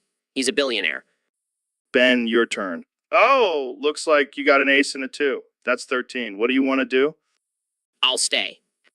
All right, let's see what I get. Looks like I win this round. Want to double down on the next one? All right, let's see if your luck holds up. 14. Do you want to hit or stay? Hit me. 21. Looks like Elon wins this round. Wow, what a surprise. All right, last round. 16. Who's feeling lucky? I'll hit. So, Ben, I heard you've been working on a new ideology. What's it called? It's called conservative femboyism. What the fuck is that? It's a blend of traditional conservative values and the freedom to express one's femininity. So, basically, it's just a bunch of conservative dudes wearing dresses? No, it's much more than that. It's about embracing your feminine side while still upholding traditional gender roles. Wow. Sounds like a real game changer. You know what they say, Joe. Real men wear pink and also believe in limited government. I can't even take this seriously. What's next? Liberal lumberjacks. Don't knock it till you try it, Joe. Our motto is strong and sensitive. I can't wait to see the conservative femboy pride parade. Oh, it's going to be fabulous. We'll have floats with gun racks and glitter. This is too much. I can't handle it. Well, Joe, you know what they say. If you can't beat 'em, join 'em. You should come to our next meeting. I'll pass, but thanks for the invite. I'll stick to my regular old masculinity. Suit yourself, Joe. But just remember, real men wear pearls. So, David, I heard you've been training with some new techniques lately. Yeah, man.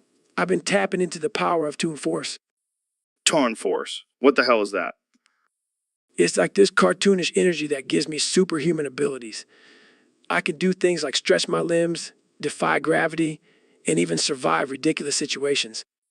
That sounds insane. How did you even discover this? Well, I was watching some Looney Tunes and I thought, hey, why can't I do that stuff? So I gave it a try and it actually worked. That's wild. So what kind of things can you do with this 2 and force? Well, for starters, I can run at super speed, like the Road Runner. Beep, beep. Oh man, I can just imagine you zooming around the gym, leaving a trail of dust behind you. Yeah, and I used to take a beating like Wild Coyote. I fell off a cliff the other day and just bounced back up like nothing happened. That's incredible. But what about your mental toughness? Does 2 and force affect that? Oh, it definitely does. I can handle a mental challenge no matter how absurd. I mean, have you ever seen those Acme anvils? They're no match for my mind. This is too much, man. I can't handle it. And the best part is I can use it to mess with people. Like, I'll be in the middle of a race and suddenly pull out a giant mallet and whack my opponents with it. Oh man, I bet they never see it coming. Nope, they never do. But hey, I gotta warn you, Joe. If you ever see me with a big red button, don't push it. Why not? All right, folks, welcome back to the Joe Rogan Experience podcast. Today, we have the one and only Ben Shapiro. How's it going, Ben? Jamie, pull up an image of chocolate-covered toes for me to nibble on. What? What? You heard me, Jamie. I want to see those delicious chocolate-covered toes. Ben, what the hell are you talking about? It's simple, Joe. I have a foot fetish for chocolate-covered toes. It's my guilty pleasure. I don't even know where to begin with this. I mean, I thought you were all about facts and logic. Facts and logic don't apply when it comes to my love for chocolate-covered toes, Joe. This is getting weird, Ben. Can we talk about something else? Sure, as long as you bring up some more images of chocolate-covered toes. I'm not bringing up any images of toes, Ben. That's just crossing a line. Fine, then I'll just have to imagine them in my head while we talk about politics. Oh, great. Now I have that mental image in my head. Thanks a lot, Ben. My pleasure, Joe. My pleasure. Jamie, pull up an image of chocolate-covered toes for Joe to imagine. All right, that's enough. We're ending this podcast right now. Thanks for tuning in, folks. And Ben, please seek help for your chocolate-covered toe obsession. So, Dr. Phil, I heard you did something crazy recently. Oh, yeah, I replaced Ben's foot with a spicy chicken wing. What the hell, man? That's insane. Hey, don't knock it till you try it. The KFC chicken wing has healing powers. Healing powers. Are you serious? Yeah, I mean, Ben's foot was all messed up and now it's delicious and spicy. I don't think that's how it works, Dr. Phil. Oh, you're just jealous you didn't think of it first. I'm not jealous. I'm concerned. What if he gets hungry and eats his own foot? Oh, I didn't think about that. Maybe I should have used a Popeye's chicken sandwich instead. Oh my God, this is getting out of hand. Relax, Joe. It's just a little experiment. Plus, now Ben can kick someone's ass with a spicy chicken wing. This is not okay. I'm calling PETA. PETA. More like pita tie, am I right? No, you're not right. This is not a joke. Fine. I'll just stick to giving people bad advice on my show. Yeah, that's more your speed, Dr. Phil. Stick to what, Hey, at least I'm not the one who eats elk meat and smokes weed on my podcast. touch, Dr. Phil. Tuche. So, Mr. Beast, have you heard about this new trend called Gel King? Gel King? Is that like a new type of exercise or something? Oh, it's definitely an exercise, but not for your muscles. It's for your manhood. Wait, are you serious? People actually do that? Oh yeah, they swear by it. Apparently, it increases size and stamina. Well, I know what I'm doing after this podcast. I don't think it works that way, Mr. Beast. You gotta put in the time and effort. I'll just hire someone to do it for me. I'm Mr. Beast, I can afford it. I can't even imagine the job posting for that wanted professional joker for famous YouTubers meet. Oh man, the comments on that video would be wild. Mr. Beast's meat is now 10 inches longer thanks to his dedicated joker. All right, I had enough about joking. Let's talk about something else before we get demonetized. Fair enough. Let's just say I wouldn't want to be the one handling the meat at Mr. Beast's house. And on that note, let's wrap this up before we get ourselves into trouble. Thanks for tuning in, folks. And remember, always joke responsibly. All right, folks, welcome back to the Joe Rogan Experience podcast. Today, we have a very special episode for you. We have the one and only Neil deGrasse Tyson joining us. It's a pleasure to be here, Joe. I always enjoy our conversations. Now, Neil, I heard you and Elon Musk recently starred in a new film called Fat Fucking Futa Warriors, Pissing, Shitting, and Coming. Can you tell us about that? Well, Joe, it was an interesting experience to say the least. We played two scientists who accidentally create a race of supersized Futanari warriors who have uncontrollable bodily functions. That sounds intense. Did you have to do any special training for the role? Oh, yes. We had to learn how to properly piss shit and come on command. It was quite the challenge, but we managed. I can only imagine. Now, what was it like working with Elon? He's a brilliant mind, but let's just say he took his method acting a little too seriously. He insisted on actually pissing, shitting, and coming on set. Wow, that's dedication. So, how did you handle all the bodily fluids on set? Well, let's just say we had a lot of towels and disinfectant on hand. And we may have also used some CGI for the more excessive scenes. I bet. So, what was the overall message of the film? I think it was about the dangers of playing God and the consequences of our actions. And also a lot of pissing, shitting, and coming. Well, that's definitely a unique message. Any plans for a sequel? I think we'll stick to astrophysics for now, Joe. But never say never. Well, that's all the time we have for today. Thanks for joining us, Neil. Always a pleasure, Joe. And remember, folks, always think before you create giant Futa warriors. Welcome back to the Joe Rogan Experience, folks. Today we have a special guest, the one and only President Donald Trump. It's great to be here, Joe. I've been wanting to come on your show for a long time. Huge fan. Huge fan. So, Mr. President, I heard you want to build a wall around Ohio. What's that all about? Well, Joe, have you been to Ohio? It's a disaster. They have the most boring towns, the worst football teams, and don't even get me started on their fried chicken. But isn't that a bit extreme, building a wall around an entire state? Look, I'm just trying to make America great again. And that means keeping out the boring, bland, and mediocre. Plus, have you seen their first car crash? It was with a horse and buggy. What is this, the 1800s? What is this, the 1800s? I see your point, but don't you think there are more pressing issues to focus on? Joe, I have the best priorities, and building a wall around Ohio is at the top of my list. Believe me. Well, there you have it, folks. President Trump wants to build a wall around Ohio because why the fuck not? Exactly, Joe. It's going to be a beautiful wall, the best wall you've ever seen. All right, let's move on to our next topic. Jamie, pull up an image of a giant wall surrounding Ohio. Here you go, Joe. It looks like a giant cheese grater. Perfect. Make it happen, Jamie. Make it happen. All right, folks. Welcome to another episode of the Joe Rogan Experience. I'm joined by the one and only David Goggins, the man who's tougher than a $2 steak. Goggin, go, goo, goo, goo, goo, goo, goo, gog, gog. What the hell was that, David? Goggin, go, goo, goo, goo, goo, goo, goo, gog, gog. Okay. I think I get it. You're talking about your new invention, the Goggins goggles. Goggin, go, goo, goo, goo, goo, goo, goo, gog, gog. Right. So what's so special about these goggles? Goggin, go, goo, goo, goo, goo, goo, goo, gog, gog. They make you see the world in a whole new way, huh?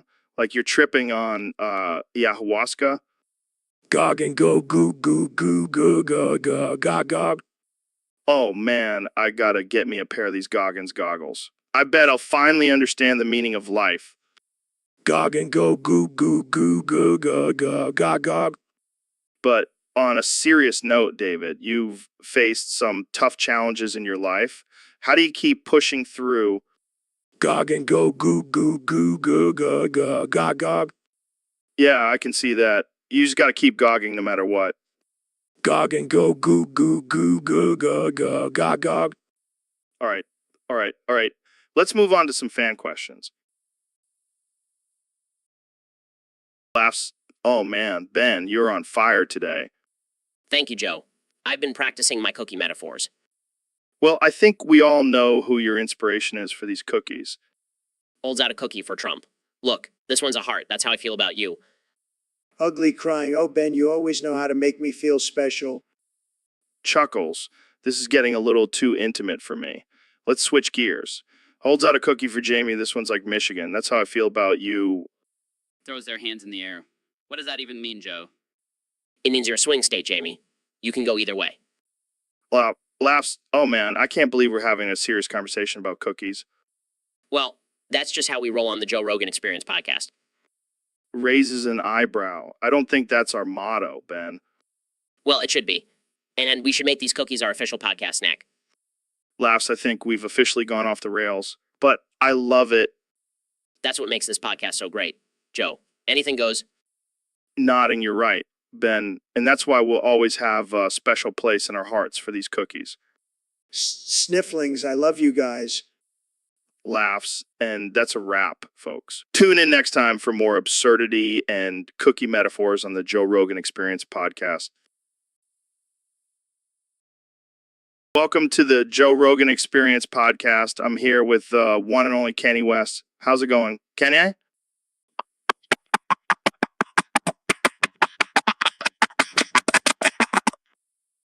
Okay. So, Kenya, you've been making some controversial statements lately.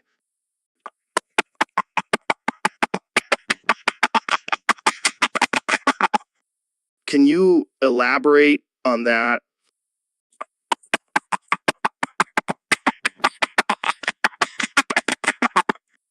All right. Well, what about your music? What's the meaning behind your latest song? Ooh, ooh, ooh.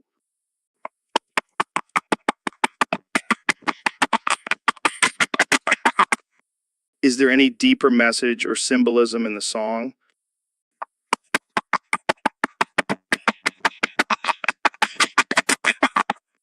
I see. Well, let's talk about your fashion line. What inspired you to use only the color beige?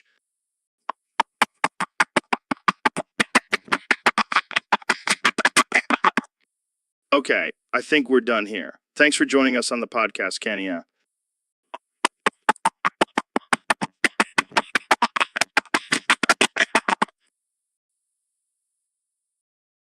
So, Elon, I heard you launch some monkeys into the sun with your Neuralink technology.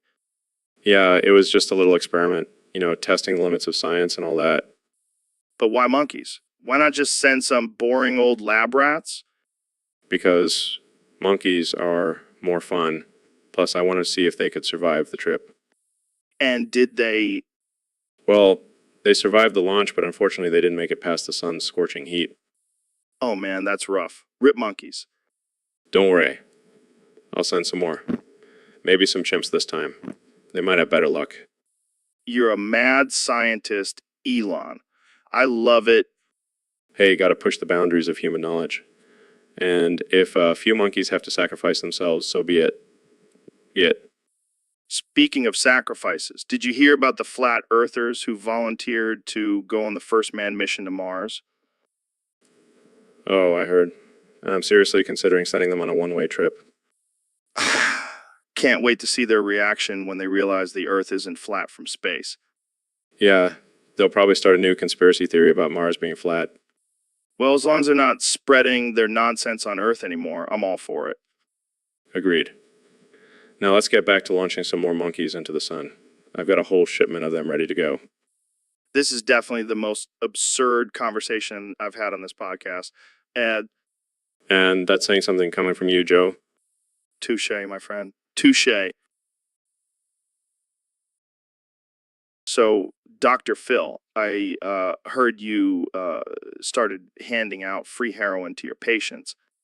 Yeah, I mean, these people just won't shut up about their problems. So I figured, why not just give them something to really complain about? That's one way to shut them up. And let me tell you, it's been a game changer. They come in all depressed and anxious, but after a few hits of that good stuff, they're like, Dr. Phil, you're a genius. I can imagine. But isn't that a little unethical? Oh, please. Ethics, schmethics. These people are already messed up. Might as well give them a little treat. But what about the potential for addiction?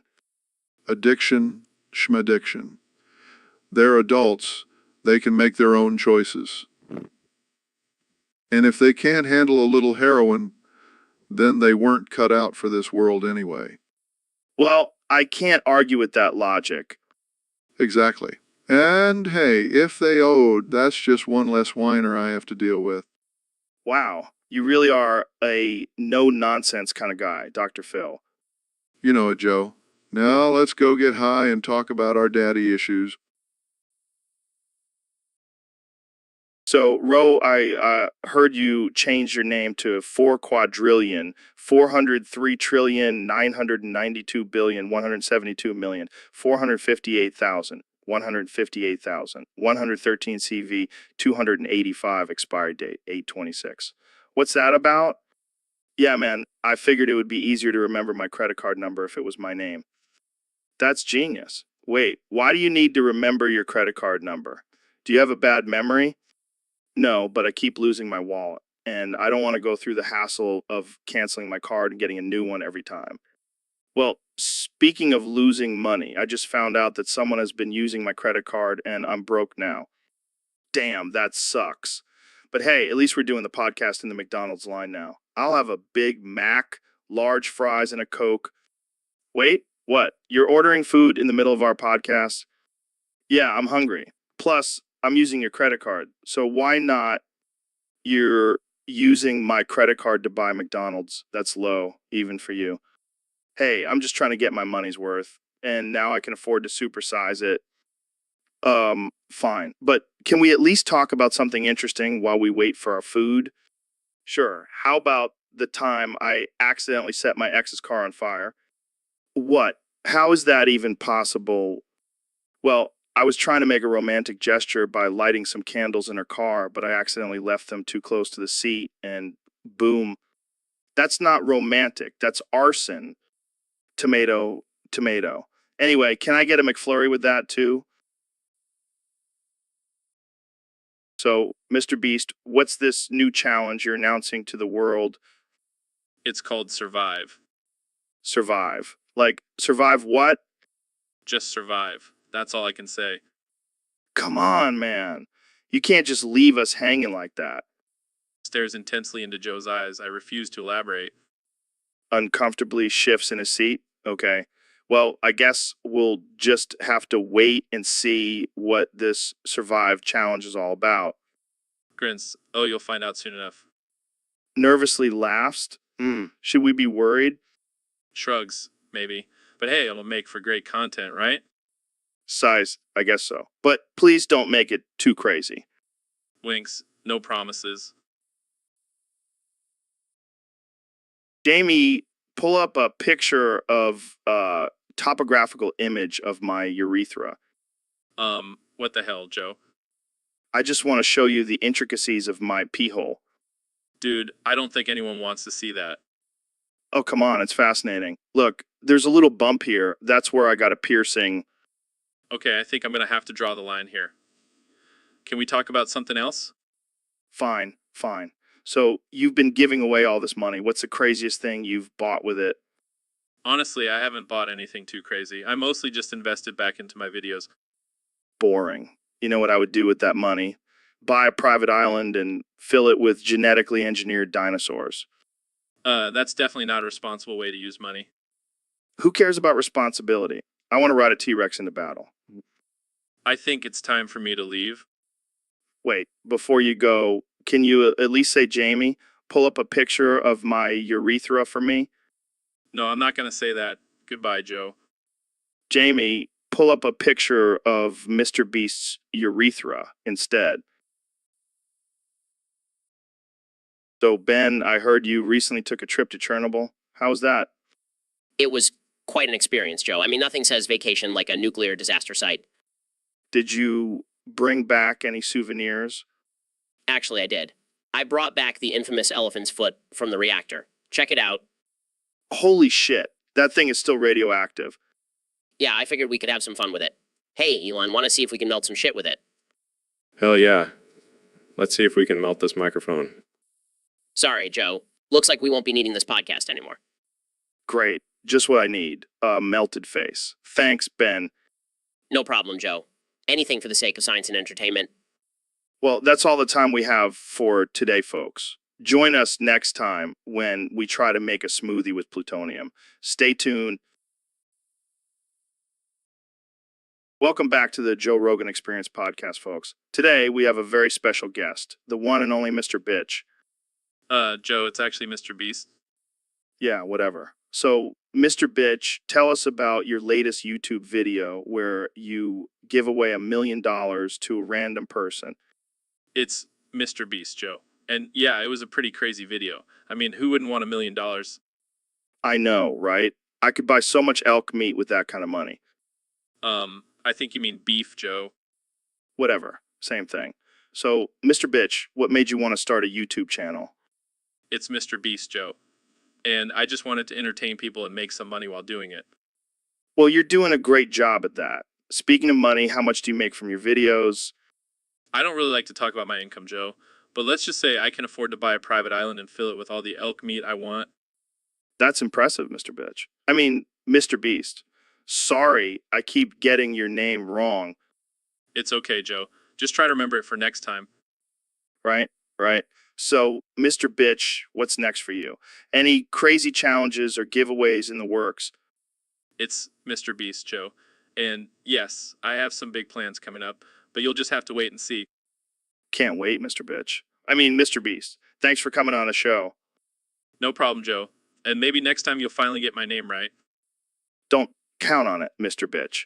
I mean, Mr. Beast. Damn it, I did it again. Jamie, pull up a picture of a brain. So, David, I heard you wrote a rap. Yeah, man. I've been working on my rhymes. Let's hear it. All right, here we go. I'm David fucking Goggins with your mom to get my jog in. Getting some nice noggin. Some nice noggin. Then I go boom like 9/11. Whoa, that's intense. Yeah, I don't mess around. What else you got? Every bruise, every blister, every cruise with your sister. Now I'm starting OnlyFans. No M&Ms to feed my stands.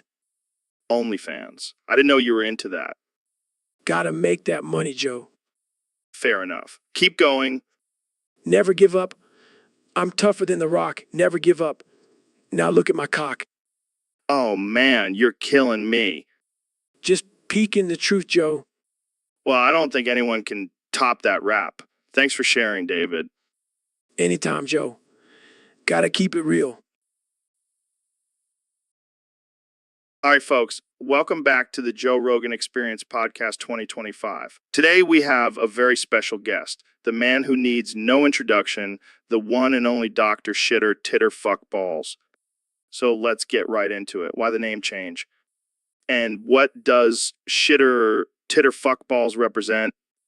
I can't argue with that. Now, let's talk about your approach to therapy. Some people say it's a bit unorthodox.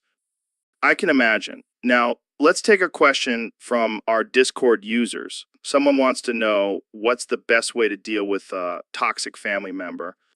Straight to the point. I like it. Now, let's talk about your new book, Get Your Shit Together, A Guide to Living Your Best Life. Absolutely. Well, unfortunately, that's all the time we have for today. Thank you for joining us, Dr. Shitter. Welcome back to the Joe Rogan Experience, folks. Today, we have a very special guest, the 45th President of the United States, Donald Trump. It's great to be here, Joe. I've been waiting for this moment for a long time. So, Mr. President, what have you been up to since leaving office?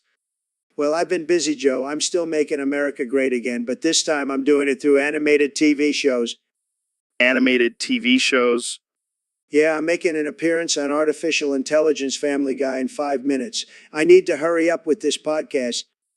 Wait, what? You're going to be on Family Guy? That's right. I'm going to be the first animated president. It's going to be huge. But, Mr. President, don't you think you should focus on more important things? Joe, let me tell you, being an animated character is a lot more fun than being the president. Plus, I have the best ratings on TV, even better than Sleepy Joe. I don't know about that, Mr. President. I think you should stick to politics. Politics. Boring. I'm the king of entertainment now. Move over, Dwayne Johnson. Well, I guess we'll have to wrap this up then. Thanks for joining us, Mr. President. No problem, Joe. And remember, folks, don't forget to tune in to Artificial Intelligence Family Guy to see me in all my animated glory. It's going to be tremendous. So, Elon, I heard you changed your son's name again.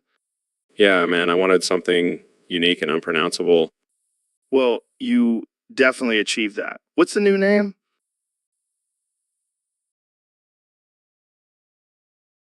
Sure. How do you even say that? Oh, it's easy. You just have to make a series of random keyboard symbols and grunting noises. That's ridiculous. How does your son feel about it? He loves it. He's already mastered typing it out on his tiny keyboard. Oh, I'm sure that will come in handy. It's not just a name, Joe. It's a statement, a symbol of the future. Yeah, a future where we all communicate in gibberish.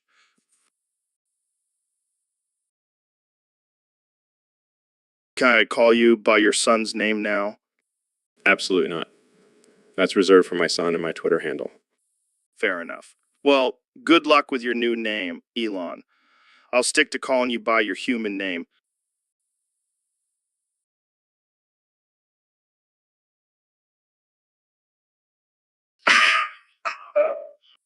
XXXXXXXXXXXXXXX.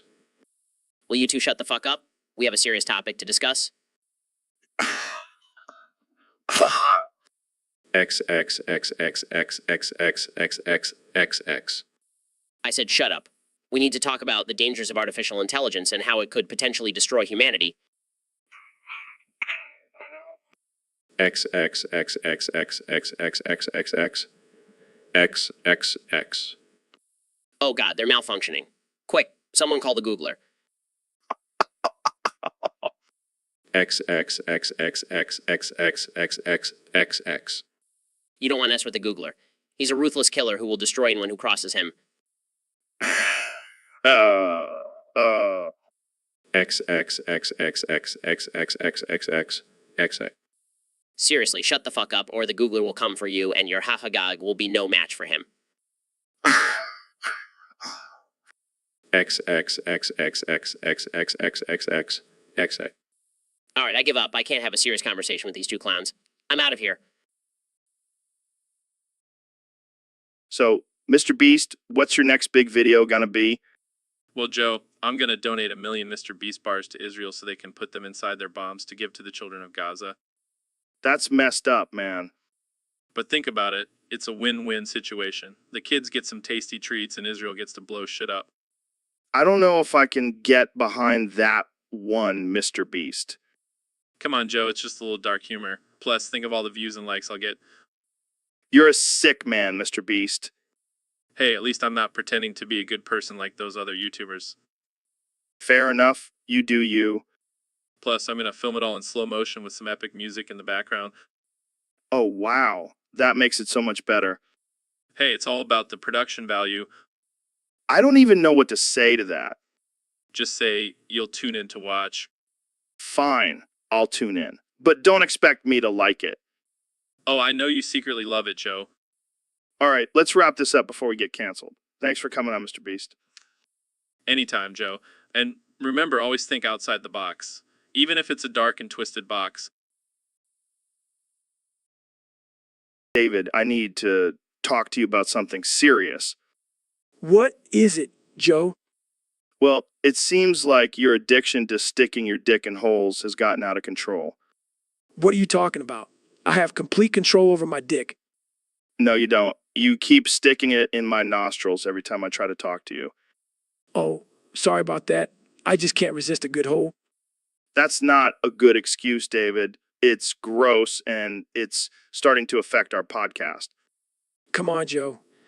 It's just a little harmless fun. Harmless. I have boogers in my nose, David. That's not fun. Well, maybe if you cleaned your nose more often, I wouldn't have this problem. That's it. I'm getting restraining order against your dick. You can't do that, Joe. My dick has a mind of its own. That's even more concerning. Maybe we should get you some help. Help. I don't need help. I just need more holes. Jamie, pull up an image of a hole-ridden David Goggins. I don't think that's appropriate for our audience, Joe. Oh, come on. They can handle it. They're adults. I don't think anyone can handle that image, David. Let's just end this podcast before it gets any weirder. Fine. But can I stick my dick in one last hole before we go? Absolutely not, David. Absolutely not. All right, folks, we have a special guest today, the 45th President of the United States, Donald Trump. It's great to be here, Joe. I heard you have the best podcast, believe me. So, Mr. President, let's get right into it. The topic submitted by a user on Discord is about the nuclear launch codes. Can you reveal the actual codes? Joe, I have the best codes, the most beautiful codes you've ever seen. And I'll tell you, they're not just numbers, they're words, and they're Yogi words, believe me. Wait, words like Kofafe or Bigley? No, Joe, these are top secret words. Only I know them, and let me tell you, they're tremendous. But, Mr. President, isn't it dangerous to reveal the codes? Look, Joe, I'm a businessman. I know how to make deals. And let me tell you, I made a great deal with Russia. They have the codes too, so it's all good. The codes too, so it's all good. Okay. Moving on, let's talk about the recent controversy surrounding your Twitter account. Oh, that fake news media just can't handle my tweets. They're just jealous because I have the best tweets. And I'll tell you, I have the best followers. They love me. But some people say your tweets are offensive and divisive.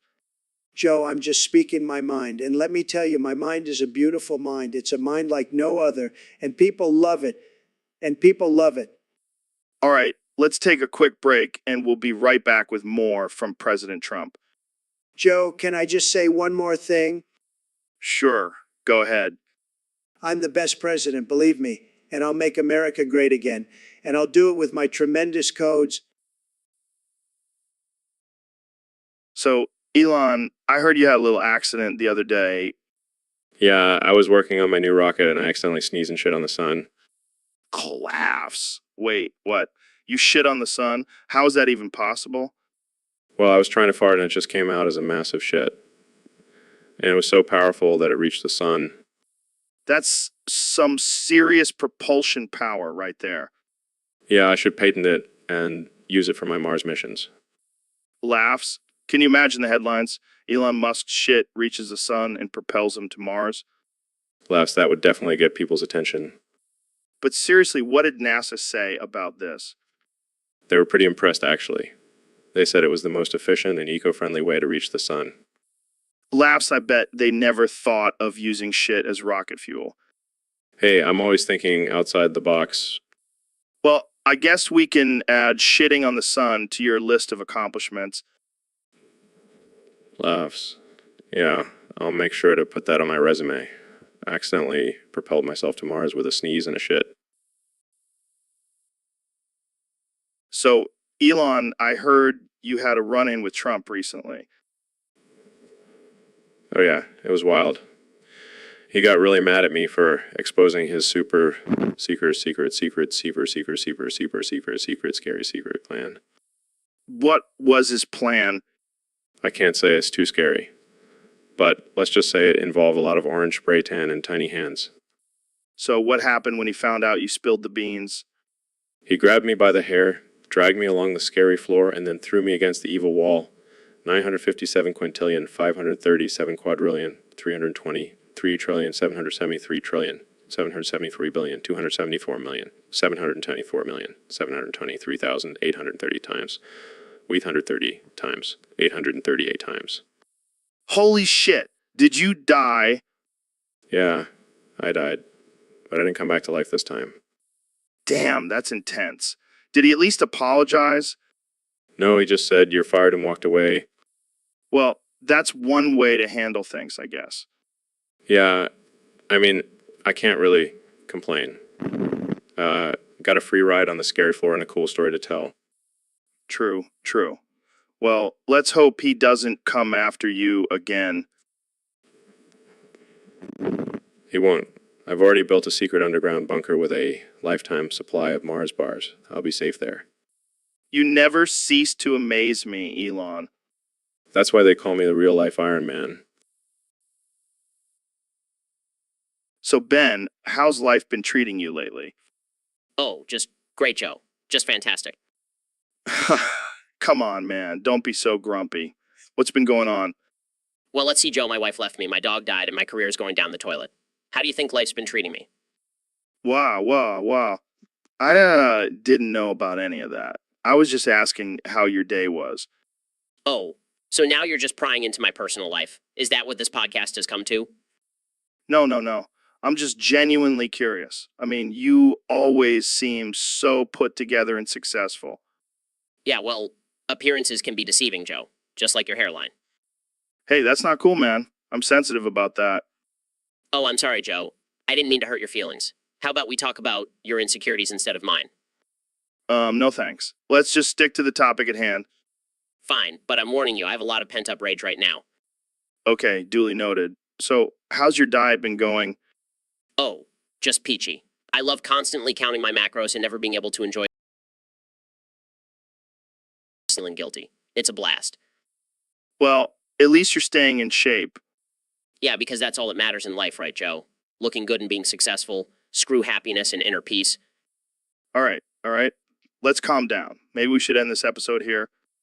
No, I'm not done venting yet. Let's keep going. I'm sure your listeners are loving this train wreck of a conversation. Okay. Let's just end it with one last question. How do you feel about pineapple on pizza? Oh, for the love of God? So, David, I heard you've been training your dick so hard that you have to chop it off every week. Yeah, man, gotta keep it in top shape. Can't let it get weak and flabby. And what do you do with all those chopped off dicks? I have a collection of them, about 10 of them now. I'm thinking of donating them to charity. What kind of charity would want a box of chopped off dicks? Well, I figured they could use them for transplant surgeries or something. Give someone a new and improved dick. That's very generous of you. But have you ever thought of keeping one for yourself? Nah, man, I don't need any extra dicks. I'm already a beast in the bedroom. I can only imagine the look on a woman's face when she sees your collection of 13-inch dicks. Oh, they're not just for women. I like to mix things up, you know. You never cease to amaze me, David. Gotta keep things interesting, Joe. Life is too short to have a boring sex life. Wise words from a man with a box of chopped off dicks. Thanks for coming on the show, David. Anytime. Just remember, train your dick like you train your mind and body. Stay hard. Hey, Ben, what's up with you today? Greetings, Joseph. I'm feeling quite intellectually stimulated and linguistically proficient. Okay. What's with the big words? Yes, you see, I've recently inserted a saurus into my urethra, and it has expanded my vocabulary exponentially. What the hell, Ben? Why would you do that?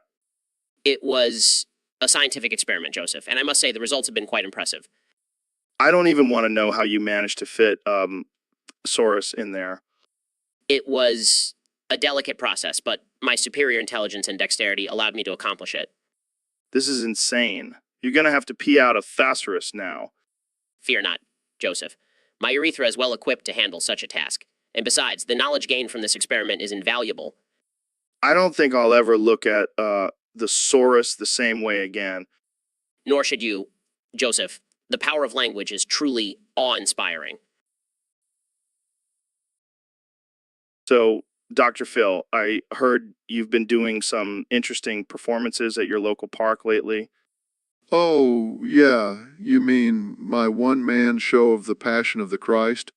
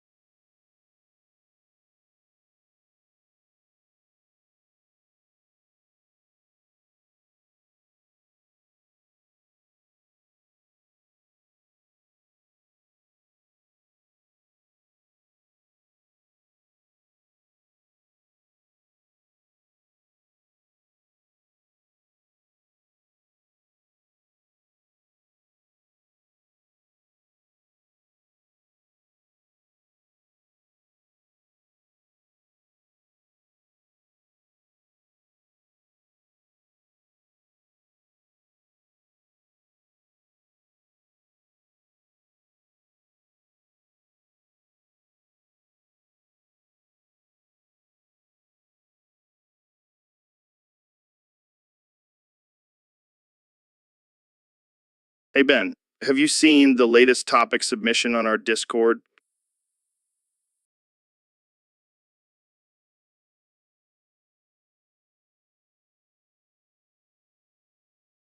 No, what is it? Some moron wants us to talk about fat Discord mods. Are you serious? That's their big idea? I guess they ran out of actual interesting topics. Yeah, because talking about overweight mods is really going to change the world. Maybe they're just trying to get us canceled by the Discord community. Well, they can try, but we'll just keep laughing at their stupidity. Maybe we should start our own podcast about fat Discord modes. Yeah, and we can call it the Chubby Mod Chronicles. I can already see the angry comments flooding in. Oh no, not the wrath of the Discord mods. They'll probably try to ban us from their servers. Good luck with that. We'll just make our own Discord server for the cool kids. And we'll have a strict no fat mods policy. This is getting out of hand, but I love it. And we'll have a special segment where we roast the fattest mod we can find. Okay, let's stop before we actually give someone the idea to make this podcast. Yeah, we don't want to give the morons any more ideas. So, Mr. President, I heard you made a new rap anthem for the USA. You bet I did, Joe. It's going to be huge. You want to hear it? Of course, let's hear it. All right, here it goes. I'm Donald Trump. Don't like me. Hit the dump. I'll throw you over the wall and make it grow. I have massive balls. Your mom knows. Wow, that's something. But wait, there's more. Bring the eagles to illegals. Weasels aren't legal peoples. Michelle Obama called my pocket, but she doesn't have a socket. But like Elon has a rocket, so he won't get my lockpick. So he won't get my lockpick. I don't even know what to say to that. It's the perfect anthem for America. It's going to be a hit, believe me. Well, I can't argue with that. It's definitely unique. That's what they said about me, Joe. But look where I am now, the most powerful man in the world. I can't argue with that either. So, when can we expect to hear this anthem? As soon as I find a rapper who's willing to perform it, I'm thinking Lil Pump. He seems like a big fan. I'm sure he'll be honored. Well, thanks for sharing that with us, Mr. President.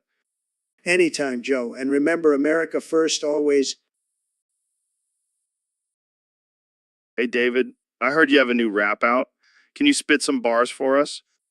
You know it. I'm David fucking Goggins. with your mom to get my jog in, getting some nice noggin. Damn, that's some fire. But did you have to bring my mom into this? Hey, it's all about pushing boundaries and breaking limits. Speaking of which, this dome feels like heaven. Then I go boom, like 9/11. Okay. Let's keep it PG-13 here. But seriously, how do you come up with these lyrics? Every bruise, every blister, every cruise with your sister. It's all about my life experiences, Joe. And now I'm starting an OnlyFans. No M&Ms to feed my stands. OnlyFans. I didn't know you were into that kind of thing. Hey, I got to make that money somehow. And I'm tougher than the rock. Never give up. Now look at my cock. Wow. I did not expect that turn. But hey, whatever works for you, man. You know what, Joe? I'm just living my best life and spitting some sick rhymes along the way. Well, I can't wait to hear the full version of that rap. Thanks for sharing, David. Anytime, Joe. Anytime. So, David, have you heard about the new fitness craze? It's called Goggins Google's Gog. Gog and go, goo, goo, goo, goo, goo, goo, gog, gog. Yeah, I can see you're excited about it. But what exactly is it? Gog and go, goo, goo, goo, goo, goo, goo, gog, gog. Okay, I'll take that as a yes. But seriously, what does it entail? Gog and go, goo, goo, goo, goo, goo, goo, gog, gog. All right, I'll just Google it. He types on his phone, oh my God, it's just you wearing GOG repeatedly, repeatedly. Gog and go, goo, goo, goo, goo, goo, goo, gog, gog. I mean, I guess it could be a good workout for your vocal cords. Gog and go, goo, goo, goo, goo, goo, goo, gog, gog. And apparently, it's supposed to make you feel empowered and in touch with your inner GOG. Gog and go, goo, goo, goo, goo, goo, goo, gog, gog. Well, I'm sold. I'll start gogging tomorrow morning. Gog and go, goo, goo, goo, goo, goo, goo, gog, gog. But seriously, David, what's with constant gog and goo talk? Gog and go, goo, goo, goo, goo, goo, goo, gog, gog.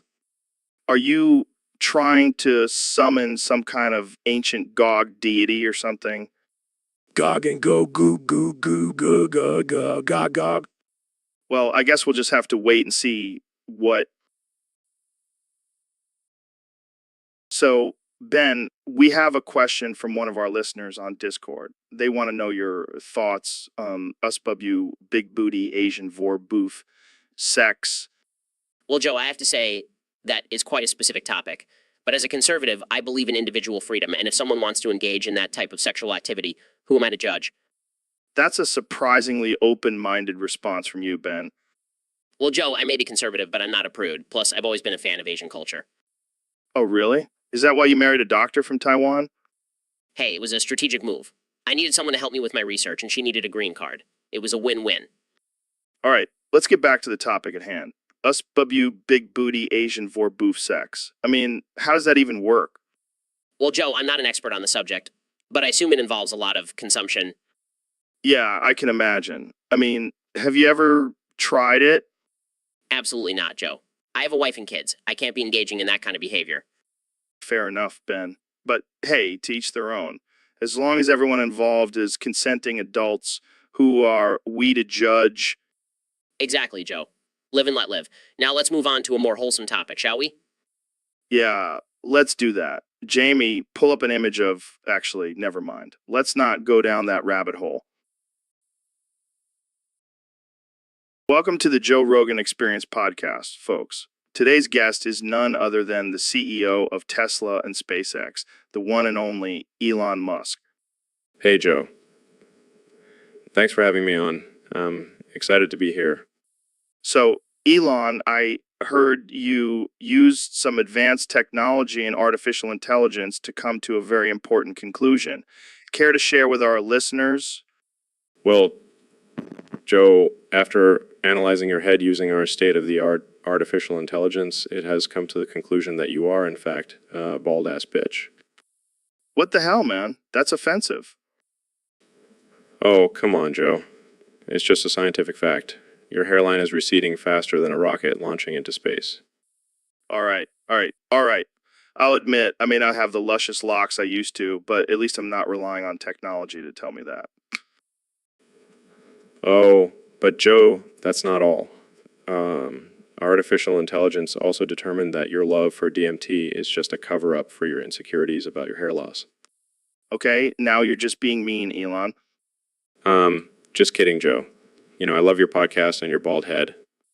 Well, I guess I can't argue with science. Thanks for enlightening us, Elon. Anytime, Joe. Keep shining that beautiful bald head.